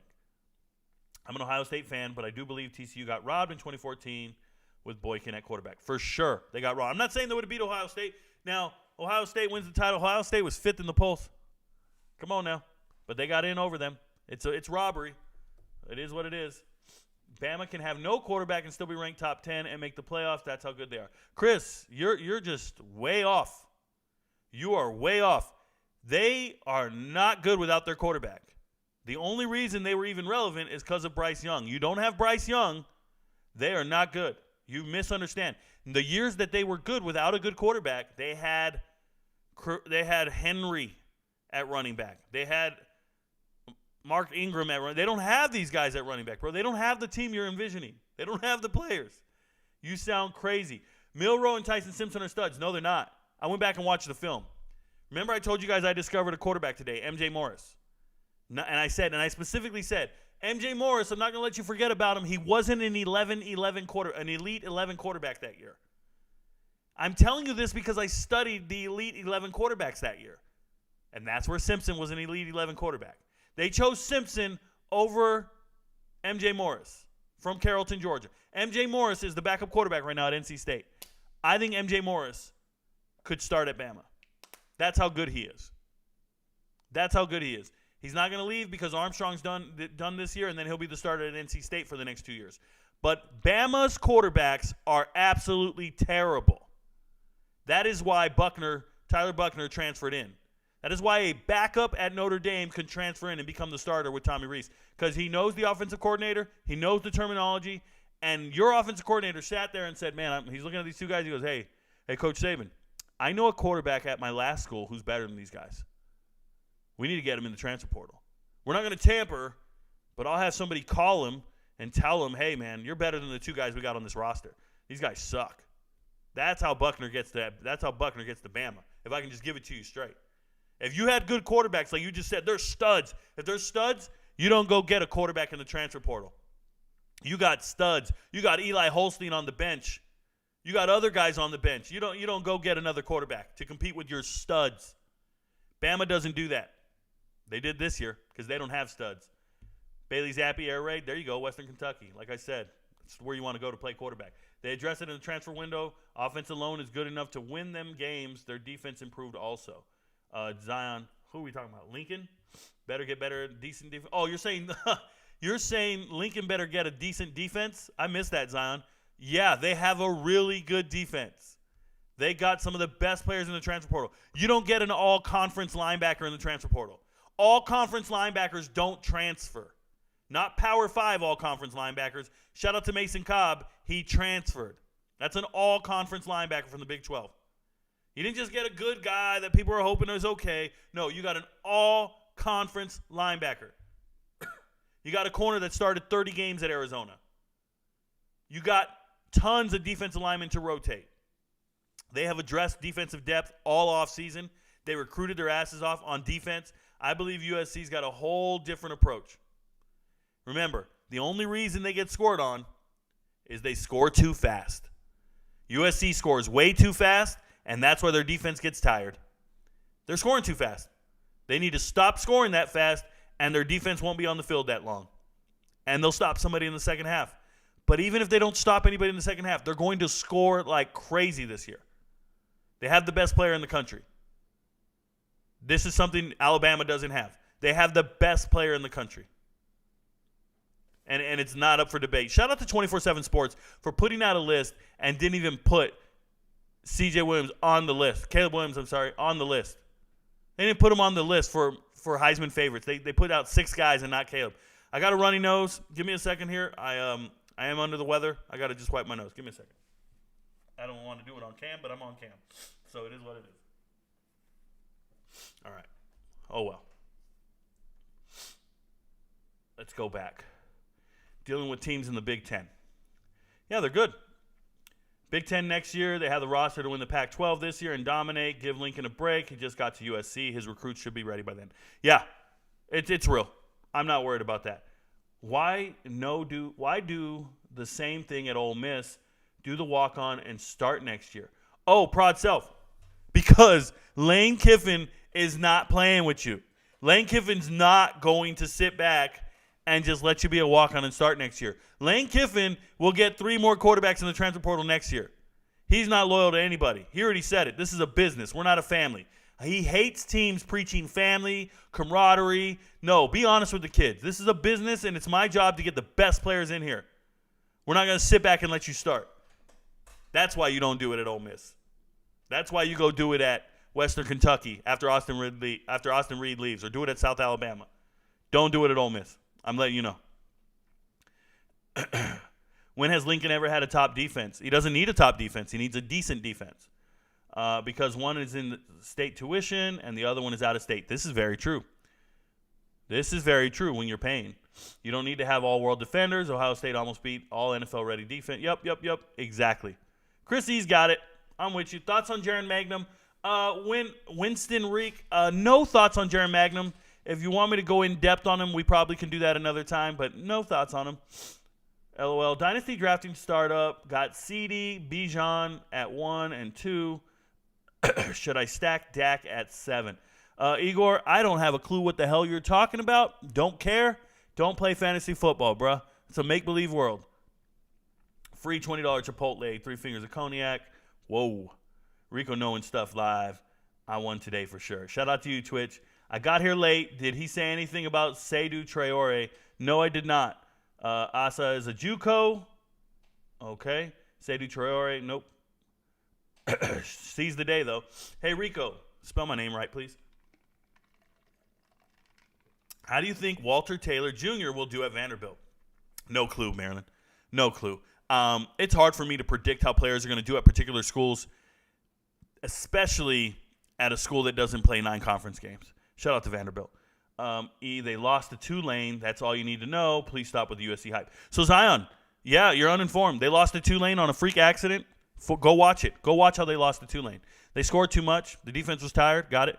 But it was a freak accident. 14 points in the final 2 minutes. It's not like they showed up and it's not even the defense lost it for them. They lost on some freakness, some absolute nonsense. Go back and watch how they lost. You can't. There's no better players on defense that were going to make a difference in that loss. Not in that regard. Not in those last 2 minutes. Your top 5 no name that's going to be a big name Heisman candidate. So I don't think that anybody is going to be a no-name, big-name Heisman candidate.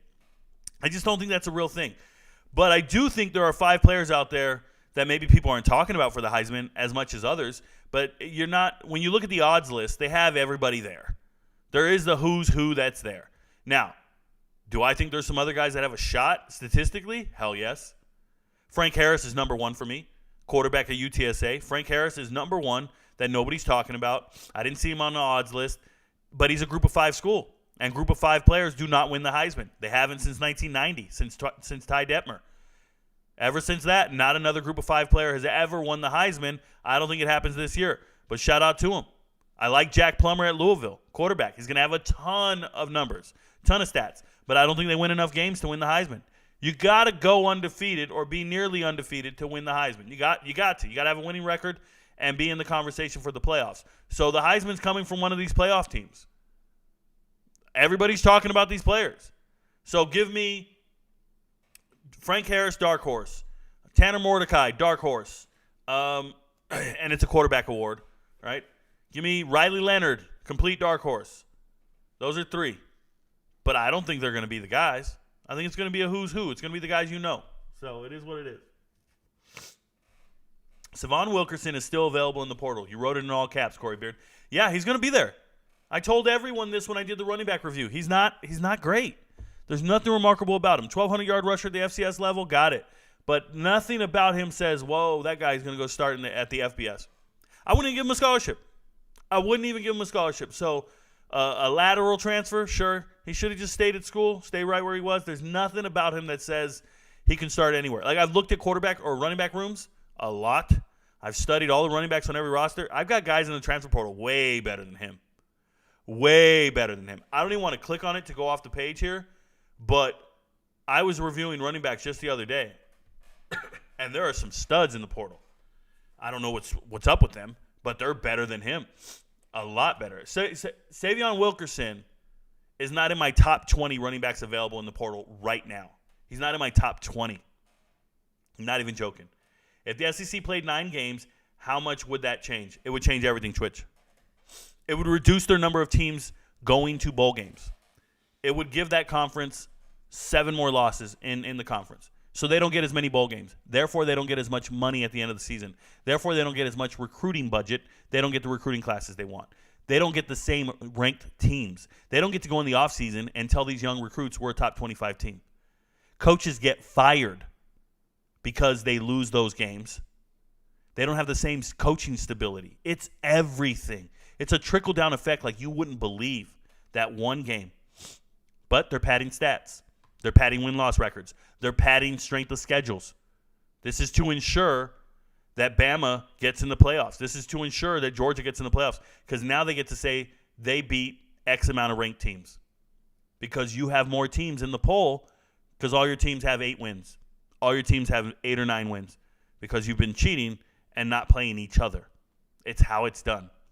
It's the worst. It's the worst, bro. It's crazy. Rico, any info on Kamari Stephan, defensive tackle from Florida A&M?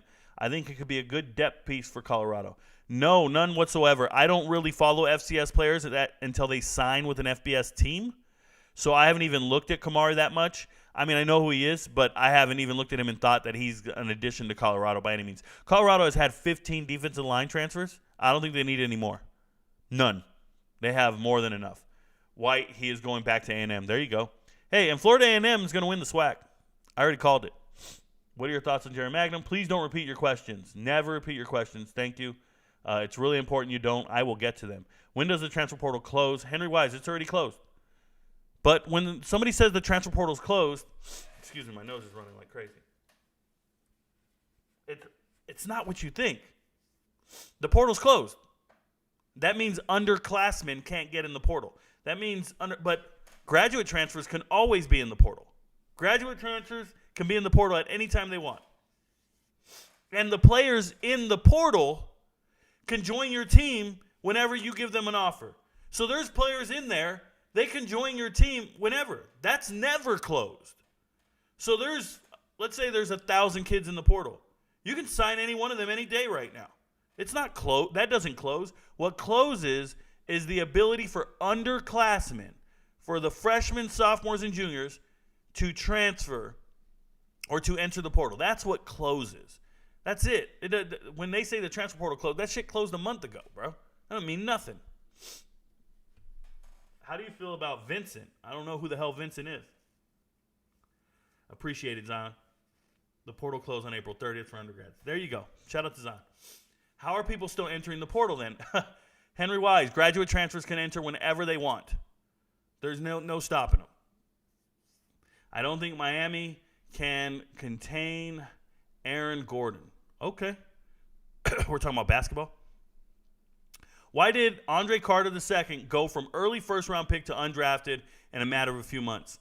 Bruh, it's because hype is real, and these idiots pay for hype. Your agent will pay a talking head on ESPN, and they will go in there and talk nonsense on TV, and that'll get them all the hype, and none of it's real. It also has to do with the fact that he has to serve in the Army after his career. So there's some worrying about his commitment to the United States Army. But at the end of the day, just hype before a draft should never drive the conversation, and then it does every day. You'll get some guy come on and go, I think the 3 best wide receivers are the following, and he'll just name 3 dudes that he was paid to say, and he probably got $5,000 to give that take for the day. Your top 5 no name. Yep, don't repeat your question ever. Hennessy triggers me. Can't stand the smell of it. Shout out to you. White Rain was all in one. It was shampoo and it was with the salt soap. Oh, my God. Yeah, I agreed. Embiid is miles better than Joker. Chris, you are in here with all the hottest takes that are super popular among the kids. I don't know how old you are, Chris, but I'm guessing a teenager. Really young. Everything you're saying is right aligned with every hot take that's said on First Take. It doesn't move me, bro. Never heard of White Rain in my life. Might try to buy it and test it out. Don't ever doing that. No wonder it triggered you. Just search one and it costs $149. It's gross, bro. Rico, it looks like the new UNLV staff is off to a good start in recruiting 2024. They seem to be building relationship with a few 4-star players. Yeah, so they hired Odom, a great coach, former Arkansas head coach. He actually went 500 in the SEC. I think he went 44-44 before he got fired. He's Barry Odom, right? Barry Odom? I think so. He is so good at coaching and evaluating talent that UNLV, out of nowhere, the recruiting class this year, I was like, who are these kids? I went and did research on UNLV's recruiting class. I saw studs, absolute studs in the recruiting class. There's a running back they're getting, and I'm like, whoa. And they're dominating the transfer portal relative to what they usually do. I like UNLV's trajectory and where they're going, and they're not trying to do too much. They're just trying to out-recruit teams in the Mountain West, and they feel like they'll do better because of it. So shout out to them. Does the Army have base tackle football teams? No, they have intramural flag football teams. So on every base in the Army, and I don't want to exaggerate, so let me help you out. There's probably, on every base, there's probably 20,000 soldiers. And the soldiers are broken up into units, and let's just say they're in groups of 100, okay? So there's like a ton of those, right? There's 100 companies. There's 100 people in each company. each company will form their own football team and join the league. Now, the league might have 30 teams. So every season, we take it very serious. You go out and practice. You bring out your best players. But it's flag football against other teams from other units. Everybody's got their best 20 guys on the field, their best 16 guys on the team, whatever it is. I've played in those leagues my whole career. I've been MVP in every league I've played in. I've won so many times. It's not even funny. I have a jersey in my closet right now. The back of it says the truth. My teammates call me the truth. I won the entire peninsula in South Korea, Area 3 and 8th Army. I've won every base I've ever played on. It's good fun. We're all very athletic. We're all in shape. We work out every single day. And you run across some really good football players, like some guys who've really played. My last year that I played was probably like 3 or 4 years ago. I was actually the quarterback because nobody could throw to me. I'm a receiver, and I'm tired of running routes and nobody throwing me the rock. So I just played quarterback. And then they just called me Johnny Manziel because I look white and I can run and throw. But I growing up, I was always a really accomplished athlete, but we all play. You know who your athletes are. You know who's supposed to be on the team. You play a lot of football during the year for PT, for working out. You play a lot of ultimate football or regular football. You find out who can really play early on. And then when you have practices, you already know who your go-to guys are. But being the first sergeant, I mean, I can bench everyone and be the starter. I'm being real.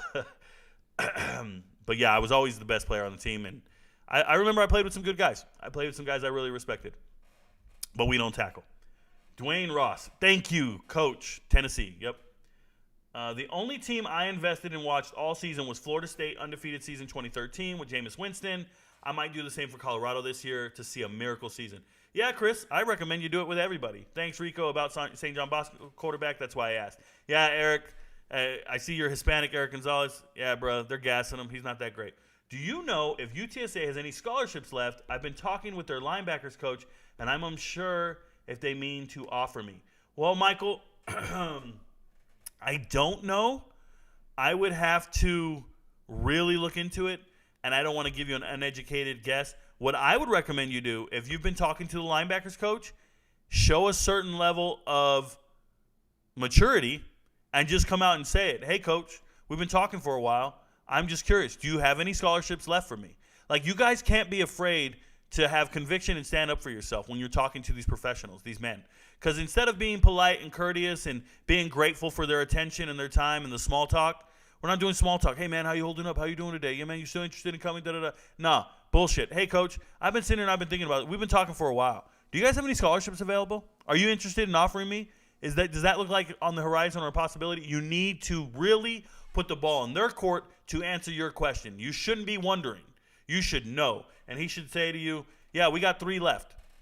We got 3 left, but we're talking to 5 guys. Or we're gonna offer you if this doesn't work out with this guy. But you need transparency. You need honesty. And the only way you can get that is if you ask that coach directly. Just straight up. He's not going to be offended. He might be impressed. Because you'll be the only one that asked.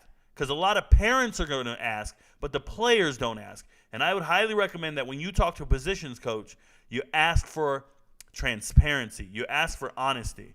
Can you be straight with me? How many other linebackers are you interested in? Where do you see me fitting in on your team? Do you guys have scholarships to offer me? You can bluff them. You can say, hey, I'm talking to other teams. I'm interested in this, this, and this. This is like a job offer. This is a job interview. But I think you should ask that linebackers coach. Because they might have a certain number of scholarships allocated to each position group. So how many linebackers are on scholarship? How many are you guys planning to go into the season with? Right? It's like when they ask about quarterbacks. How many scholarship quarterbacks do you have? 5? How many do you plan to go into the season with? Only 5? Okay, then you're waiting for one to depart, and then you'll bring me in? Or are you willing to take 6? Are you willing to carry on 6? Because when they allocate scholarships, they do it by position group. This is how they keep track of who's going to make it in the NFL in the final 53. This is why I tell guys, hey, if a team drafted a quarterback, that's terrible. That means they're going to take 3 into the season. Somebody else is getting cut. Your 7th wide receiver, your 13th offensive lineman, something is going to happen. You need to find out what's going to happen with that team. So shout out to you for getting offers or getting interest.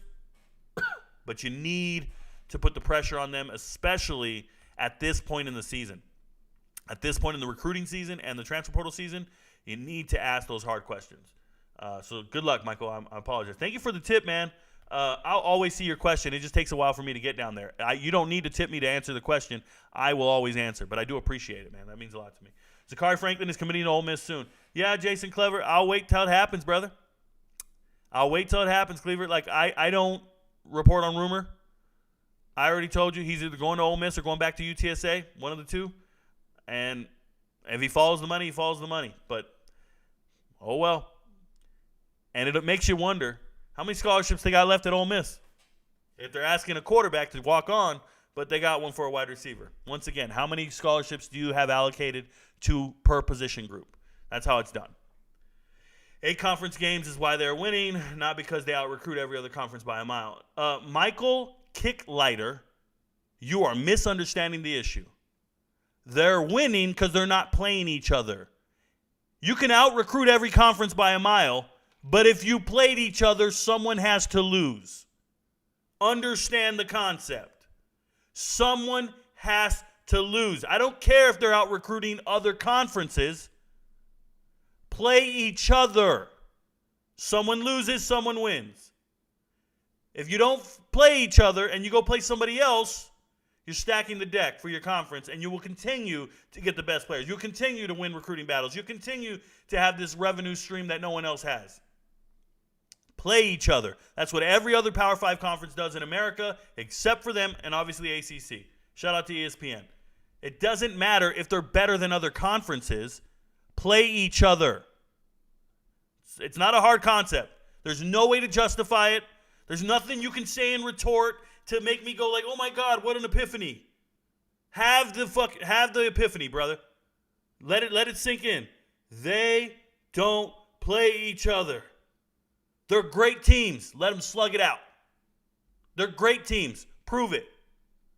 Let Missouri get that extra shot against Bama. Or A&M finally play Georgia. They've been in the conference since 2014. They've played once. They've played once. Let them play each other. And then watch the recruits slug it out. And whoever wins, now they're the real cream of the crop.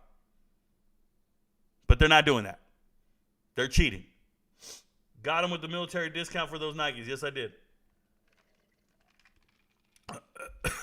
Good night. I'm sorry. Phlegm.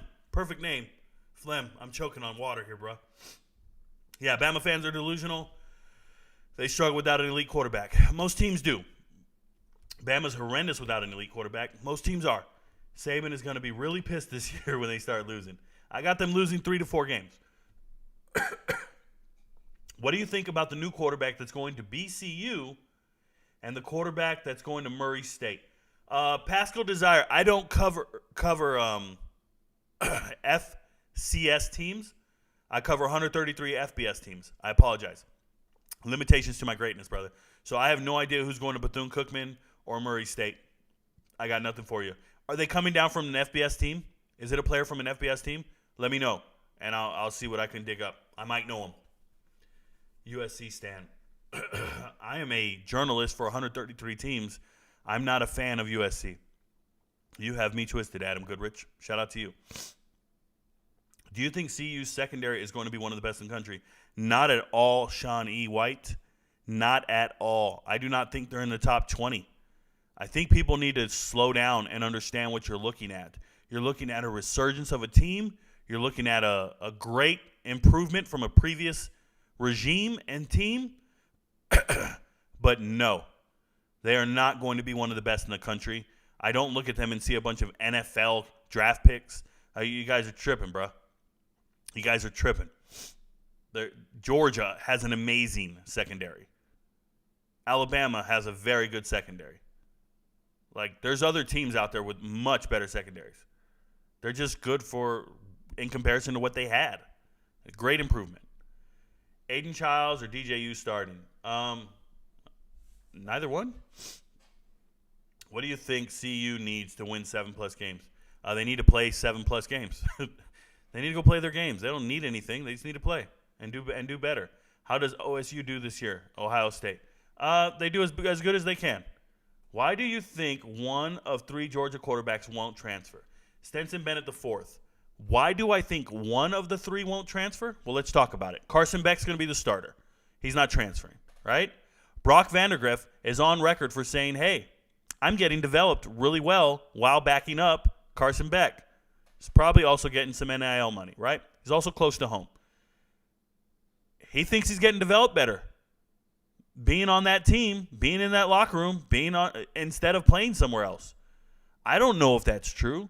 I don't know if he's following the Matt Castle way of doing things, but more power to him. If he believes that, that's great camaraderie. That's great culture.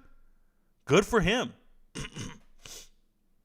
Now, why isn't Gunnar Stockton transferring? Gunnar Stockton's not going to transfer. His family friends, his parents are family friends with Mike Bobo. Mike Bobo is the new offensive coordinator. He just came over from South Carolina. Gunnar Stockton was committed to South Carolina because of Mike Bobo. So when Mike Bobo moved from South Carolina to Georgia, that's when Gunnar Stockton flipped. And he said, hey, don't worry. I'm going to be the offense coordinator in a couple years. Come be my quarterback. This is why all three of them are staying. Good culture. They believe they're being developed. One's starting, and then one's really, really committed to the offensive coordinator. And they're not leaving.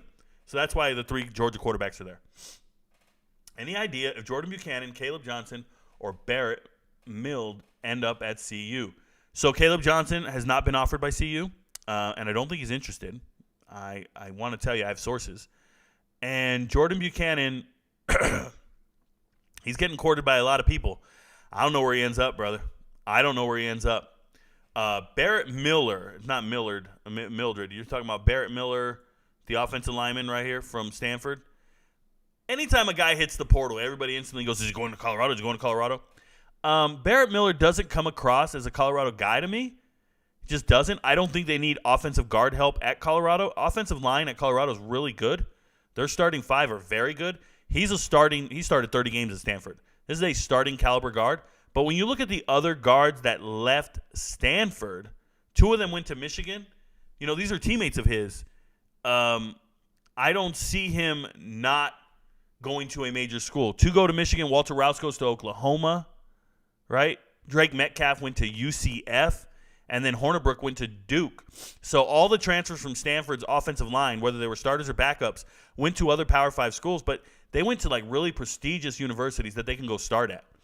And I think Barrett Miller is going to get a ton of interest from some major programs that need offensive line help. One that comes to mind is South Carolina. Now, I don't have a clue who's interested in him. I don't know if he's just going to go to Cal and get some real money across the street. Like, seriously. Cal's paying everybody. They got that Google money or something. Cal won everything in the spring. They won a ton of transfers in the spring. So Barrett Miller's going somewhere big, and I don't think Colorado's that appeal. I also think Colorado has their starting 5 offensive linemen already set in stone. You guys need to stop looking for others.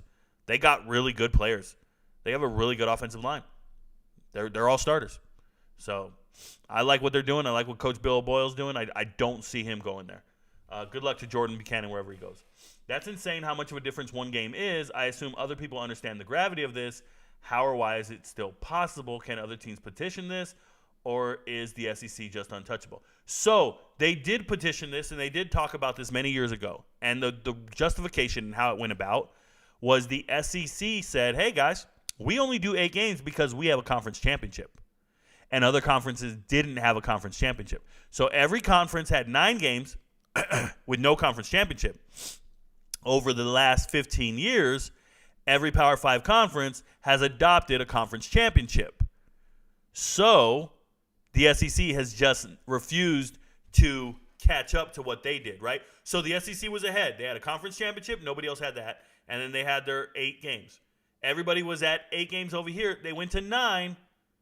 And then SEC said, well, you guys need a conference championship. So they went out and got a conference championship. And now SEC goes, oh, my bad. We're going to get to 9 like you guys.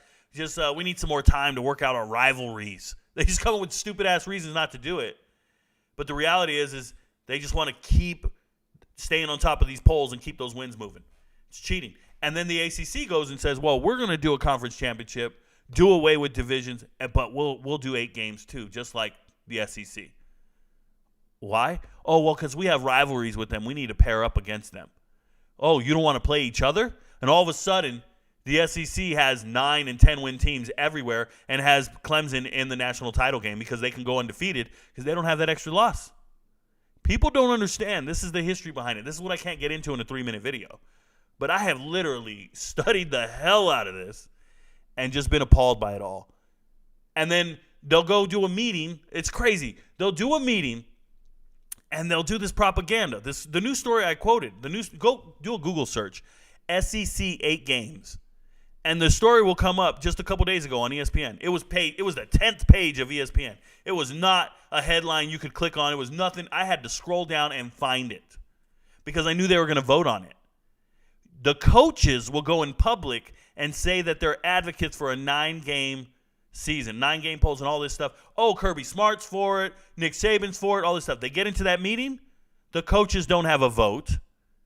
It's commissioners, athletic directors, presidents, it's other people. The coaches don't have a vote, but they get to talk to the media about it, and they'll come out the meeting. I really think 9 games is important to us. I think we're going to get there. Yeah, I really want that. But the vote's happening behind doors, and we all know how it really went down. They didn't vote for it. They didn't want it. 9 teams, 9 out of the 14 said, let's keep our 8 games. 12 years old is young. I don't know what you're talking about, Chris. That's insane how much of a difference. Yeah, I'm a man. I'm 40. Shout out to you.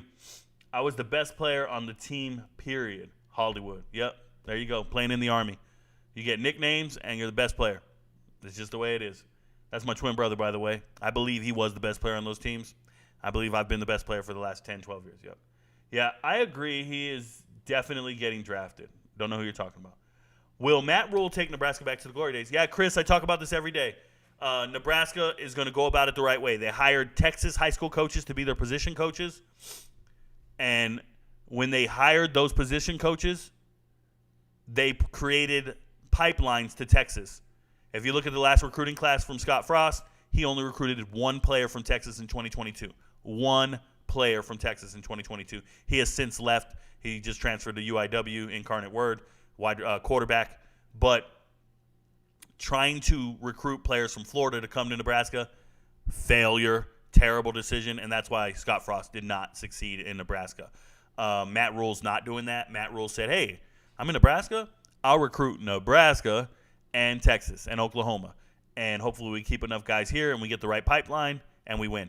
Matt Rule's doing it the correct way. I think it'll take 2 or 3 years, but shout out to Matt Rule. I'm excited for what he's doing at Nebraska.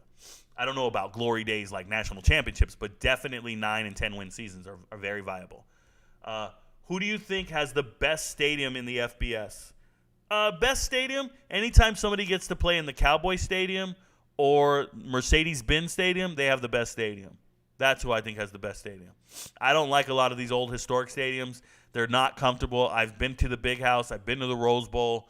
I've been to a bunch of stadiums. I just don't like them. I like smaller stadiums. You can see the field. I like the Sun. What is it? The Sun Stadium, where the Sun Bowl's played. A UTEP. Great field.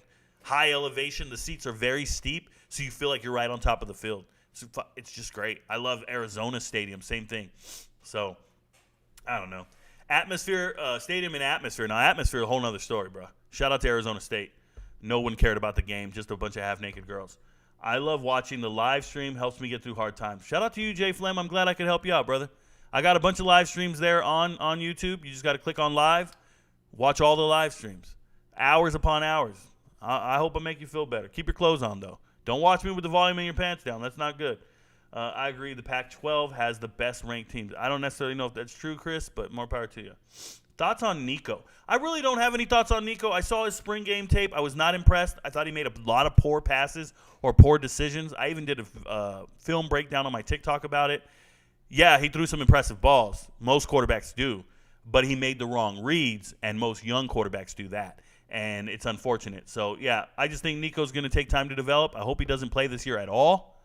And I hope he's the starting quarterback moving forward. Matt Rule might win Coach of the Year. I don't know. I don't know. That would require you to do really well. That would require you to win 10 games, 10 games. Coach of the Year wins a ton of games. Got to be realistic about that. So who are you envisioning winning a ton of games? That'll be your Coach of the Year. Mike Norvell, Harbaugh, Lincoln Riley. All right, we caught up in the chat. Let me go back to the transfer portal over here. Let's talk about these guys real quick. So I want to talk to you guys about Antavius Woody here. Antavius Woody is a monster, okay? This guy, defensive lineman, didn't play this year, redshirted, just another Florida State kid. But he's from Alabama, and he's transferring back to UAB. But when I go watch his tape, and I'm going to pull this up for you guys, so you guys can, and I had Sean Washington up because his tape is trash. I'm not impressed with his tape at all. But Antavius Woody's tape, they said he was an offensive lineman, which is crazy to me. But watch this. I'm going to shrink myself down, and I'm going to let you guys watch this tape. Look at this first play. I'm going to blow it up. Look at this first play. They're going to put a thing on him. He's right here. He's going to beat the double team. He's going to set the edge, force the back inside. He's going to get a hold of him, and this back never wants to play football again. Did you guys see that? I hope it comes out on the tape. I just need you to see what he did here. He said, "You get suplexed." It's incredible. Absolutely incredible. Shout out to the guys on TikTok who can't watch this. Here he is on the offensive line, not impressed with this play, just walling a guy off, driving him to the sideline, let him finish it. But do you see how he finished this out of bounds out here? This is a mean streak that you can't duplicate. This is the aggression that Sean Washington does not have. So I'm just looking at a man that's just out here obliterating people on film, and I love everything about it because you can't teach aggression. You really can't. And when kids are this big at a young age, they're always big teddy bears and soft, and they don't know how to finish plays. They're not very aggressive. When you watch this man's tape, everything about it just looks mean. He's going to drive this guy just, hey, dude, I'm punking you everywhere we go. I love this tape. Watching this tape, I look at this guy and I go, whoa. And he's transferring back home. He's going to UAB. He's just mean. He knows he's bigger, stronger, faster. Just everything about him. He's playing tackle. Now, look, he moved to defensive tackle. I don't know what he's doing at UAB, but I know whoever he's up against, he's going to have a problem with him. He's going to let him know. Sean Washington's tape looks nothing like this, y'all. I don't know how Georgia went out and signed Sean Washington. His tape looks nothing like this. I watched Sean Washington's tape and was extremely underwhelmed. So shout out to UAB, Trent Dilfer being the head coach, going out and getting a young man who looks extremely aggressive on tape, looks quality, probably homesick. Now, Tallahassee's not far from Alabama, right? But he's going back home, so shout out to him. Next guy is Marshall Howell. I love this Marshall Howell. Marshall Howell is a rich kid, okay? I usually don't like rich kids. Marshall Howell grew up in Connecticut, transfers to Harvard Westlake in California, a perennial power, a great school. He goes and plays quarterback there, and he lights it up. He gets some offers. Eastern Illinois, shout out to Tony Romo. He gets some offers to some other schools, but he decides, I'm going to go walk on at Wisconsin. Now, when I see a guy walk on at Wisconsin, remember, he walked on with the previous coaching staff, but that's Graham Mertz is the starter, you're the backup, Miles Burke is on the team, and then a guy named Wolf. And Wolf already hit the transfer portal and left, okay? Wolf already left. But Marshall Howell walks on, doesn't play. He's just the guy. He's just the walk-on quarterback. Fifth string. Nobody's talking to him. But when Luke Fickell shows up, he says, everybody's got a clean slate. Go and sling it. Now, Luke Fickell goes out, and he gets Tanner Mordecai. He gets Nick Evers. And he gets Braden Locke from Mississippi State. And I told you guys, and you guys, you can go find the videos on this. I told you, stop talking about Nick Evers. This guy is not a good quarterback. He's attempted one pass in his life, and he's never completed one. Everybody goes, well, who's going to start, Rico? Is it Tanner Mordecai or Nick Evers? Man, Nick Evers comes from Oklahoma. He's a dual-threat quarterback, all this. And I said, guys, no. Nick Evers, and this is going to be on an I Am Right video someday, because Nick Evers is not a good quarterback. I told you guys, there's no competition here. He's not the starter. He's not going to be the starter. There's no threat here. Nick Evers went out and laid an egg. And in spring football, the starter, Tanner Mordecai, the backup was Braden Locke, the kid from Mississippi State. Third string was this walk-on, Marshall Howell, bro. Marshall Howell got third string. This pushed Nick Evers to fourth string. Nick Evers is trash, bro. I hate to say that about a kid, but you transfer and you can't beat out a walk-on. And when you watch Marshall Howell's video, he's a slinger. He's a gunslinger. He's just out there just throwing it. Sometimes he don't set his feet. He just lets it go. Sometimes he just lets it go. Marshall Howell's the truth. And he goes out and gets an offer after spring ball. He hits the portal, and now he'll be the starting quarterback. Now, coming out of high school, he had offers to Columbia, Harvard. I'm telling you, silver spoon kid. But he's smart, and he's a player, and he can throw it. It's just a really nice ball that he throws. So he's going to Yale. That, if you didn't know, the mascot there, that's Yale. So leaving Wisconsin, going to Yale. Shout out to him. The only problem is Nolan Grooms plays at Yale. He's a good quarterback, but he needs to get himself together, bro. Nolan Grooms, 14 touchdowns, 10 interceptions, 57% completion percentage. That's not going to cut it against Marshall Howell. I like Howell's chances, bro. So excited for that young man hitting the transfer portal. Yes, he is going from FBS, Group Power 5, down to FCS, but he's getting a chance to start at Yale. I like it. I like the move. Shout out to him. What a good kid. There we go. Barrett Miller, I already talked about him, 30-game starter at Stanford. Need to respect him. He'll be a big-time signing wherever he goes. He'll be a starting left guard somewhere. He's a starting guard. I don't care what anybody says. Starting guard, starting guard. And what sucks is Stanford needs offensive line help. It's down out to their head coach, Troy Taylor, did not ask for this. You know, Troy Taylor is a hell of a coach. And he's like, what the hell are we going to do, bro? I keep losing all my players. And you go and lose your starting guard, the guy who's been there for years, 4 years. You go and lose him after spring ball. Excuse me. Bless you. Bless you, Rico. Rico, bless you. So the deal is Barrett Miller really leaves them out to dry. Now, they had 2 other transfers from the Ivy League. So, you know.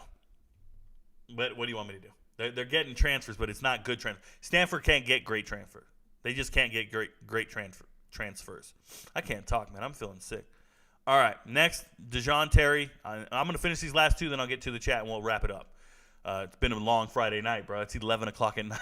We've been talking for 2 hours. So Dejon Terry from Tennessee going to Oklahoma. Oklahoma keeps winning in the portal. Defensive lineman. Look, Terry played at Tennessee. He started 6 games in a row last year. He was in the rotation. He will be in the immediate 2 deep for Oklahoma. This is more depth for Oklahoma. Great get. 6'4", 320. Huge man. I don't know why they don't have a picture of him. Just, he started at Kansas, right? 2 years at Kansas, then transferred to Tennessee, and now he's transferring to Oklahoma. He still has 2 years of eligibility left. I like everything about him. So that's a good get for Oklahoma. Mason Williams, man, this guy. Don't trust Mason Williams, bro. He's been in the portal since the winter, and Mason Williams flips to Western Kentucky. Okay. Whatever. They need help on the offensive line. But Mason Williams, he had offers. I thought he was going to Stanford with his teammate. He had a teammate leaving Harvard, Alec Bank, and he's going to Stanford. And I thought the 2 of them were a package deal. And then he had an offer to Virginia Tech. He was supposed to go to Virginia Tech. And then he changed his mind again. And this is why I hate talking about people who commit places. I like to talk about them after they enroll, go to practice, get in the 2 deep, and play games. Because these dudes can change their mind. This is a graduate transfer. He can change his mind whenever he wants. Harvard grad? He don't even need football, bro. But he had offers from – he's first-team All-Ivy League. He had offers from Colorado State. Virginia Tech, I don't think he's that caliber of player. I don't think he's a Power 5 guy to begin with. So I'm glad he went to Western Kentucky. And, you know, let's keep Austin Reed up, man. Austin Reed's a hell of a quarterback. So Mason Williams will probably be starting over there. But there we go. All right, we're done with the transfer portal tonight. Before we move on, we're going to go back to chat and then wrap it up. Matt Rule might win Coach of the Year. He plays like Ndamukong Suh, mean and unapologetic. Yeah, you're talking about my boy over here, right? Antavius Woody?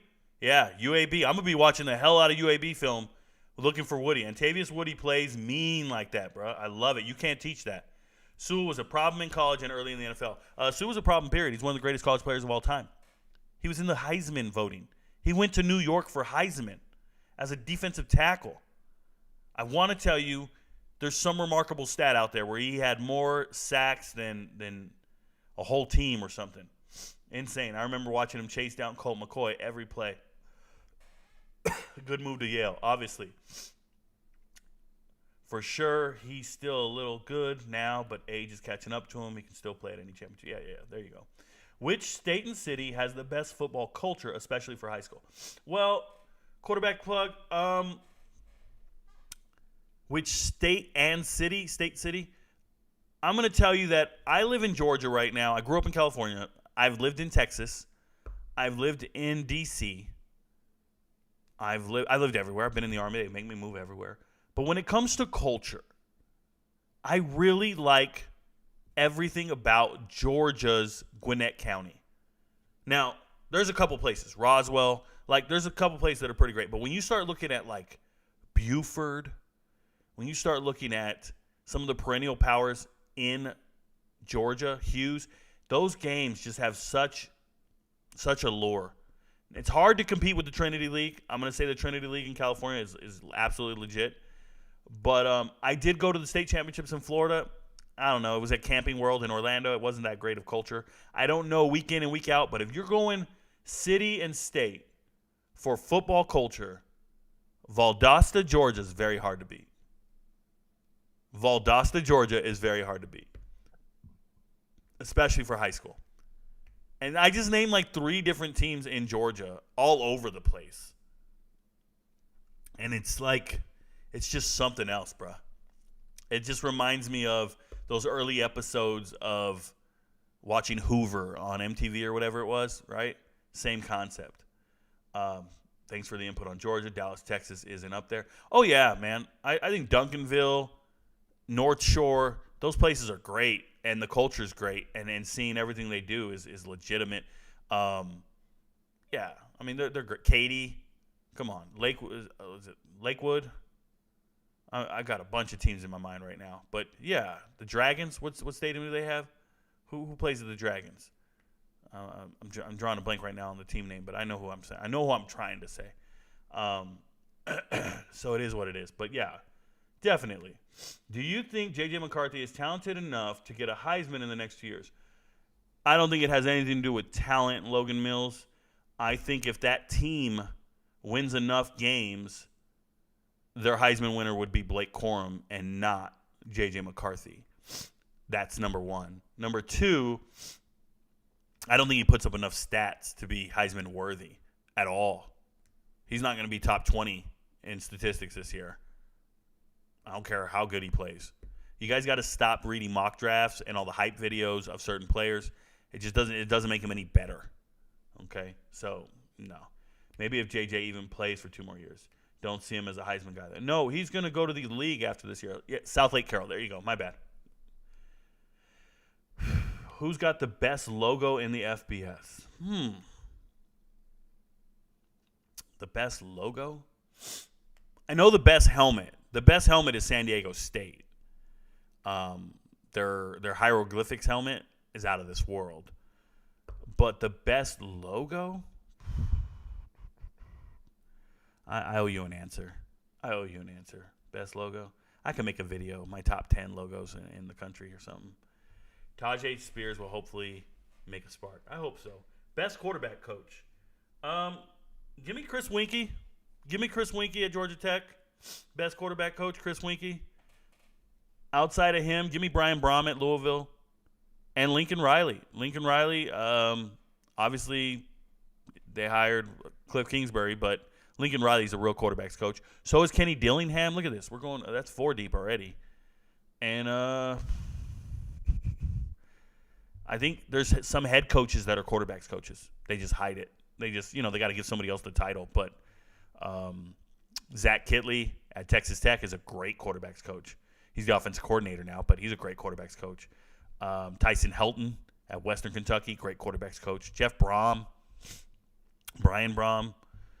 Yeah, I can name 10 that are just right off the top of the dome. I'm just like, oh, these are great quarterbacks coaches. But, Charlie Whitehorse is good.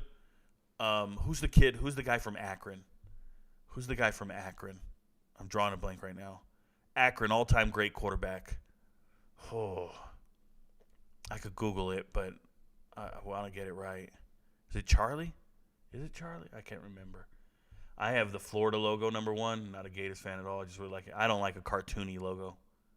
It reminds me of the cartoon duck. Remember when Oregon used to have a duck that looked like Donald Duck? Yeah, I'm cool with it.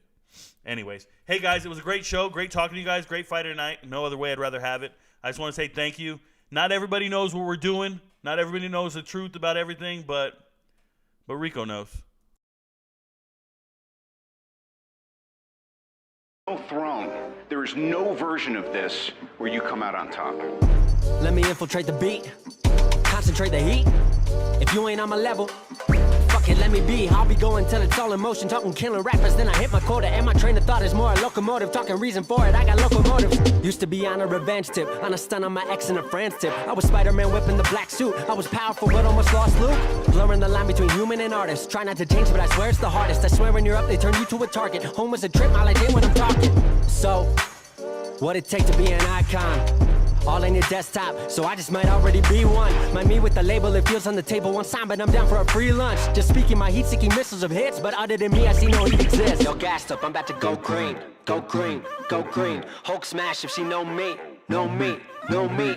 Write it to life like I'm Stan Lee, Stan Lee, Stan Lee. If life's about to be a cold war, I'm the hero that they asked for. Green, I'm about to go green. I'm about to go green. I'm about to go green. Get the fuck back, I'm about to go green. I might begin making a feature Iraq. Cause when I hit your beat, I turn shit to Iraq. Dropping bombs like I'm cursing you out. This your house, then I'm kicking you out. Quiet.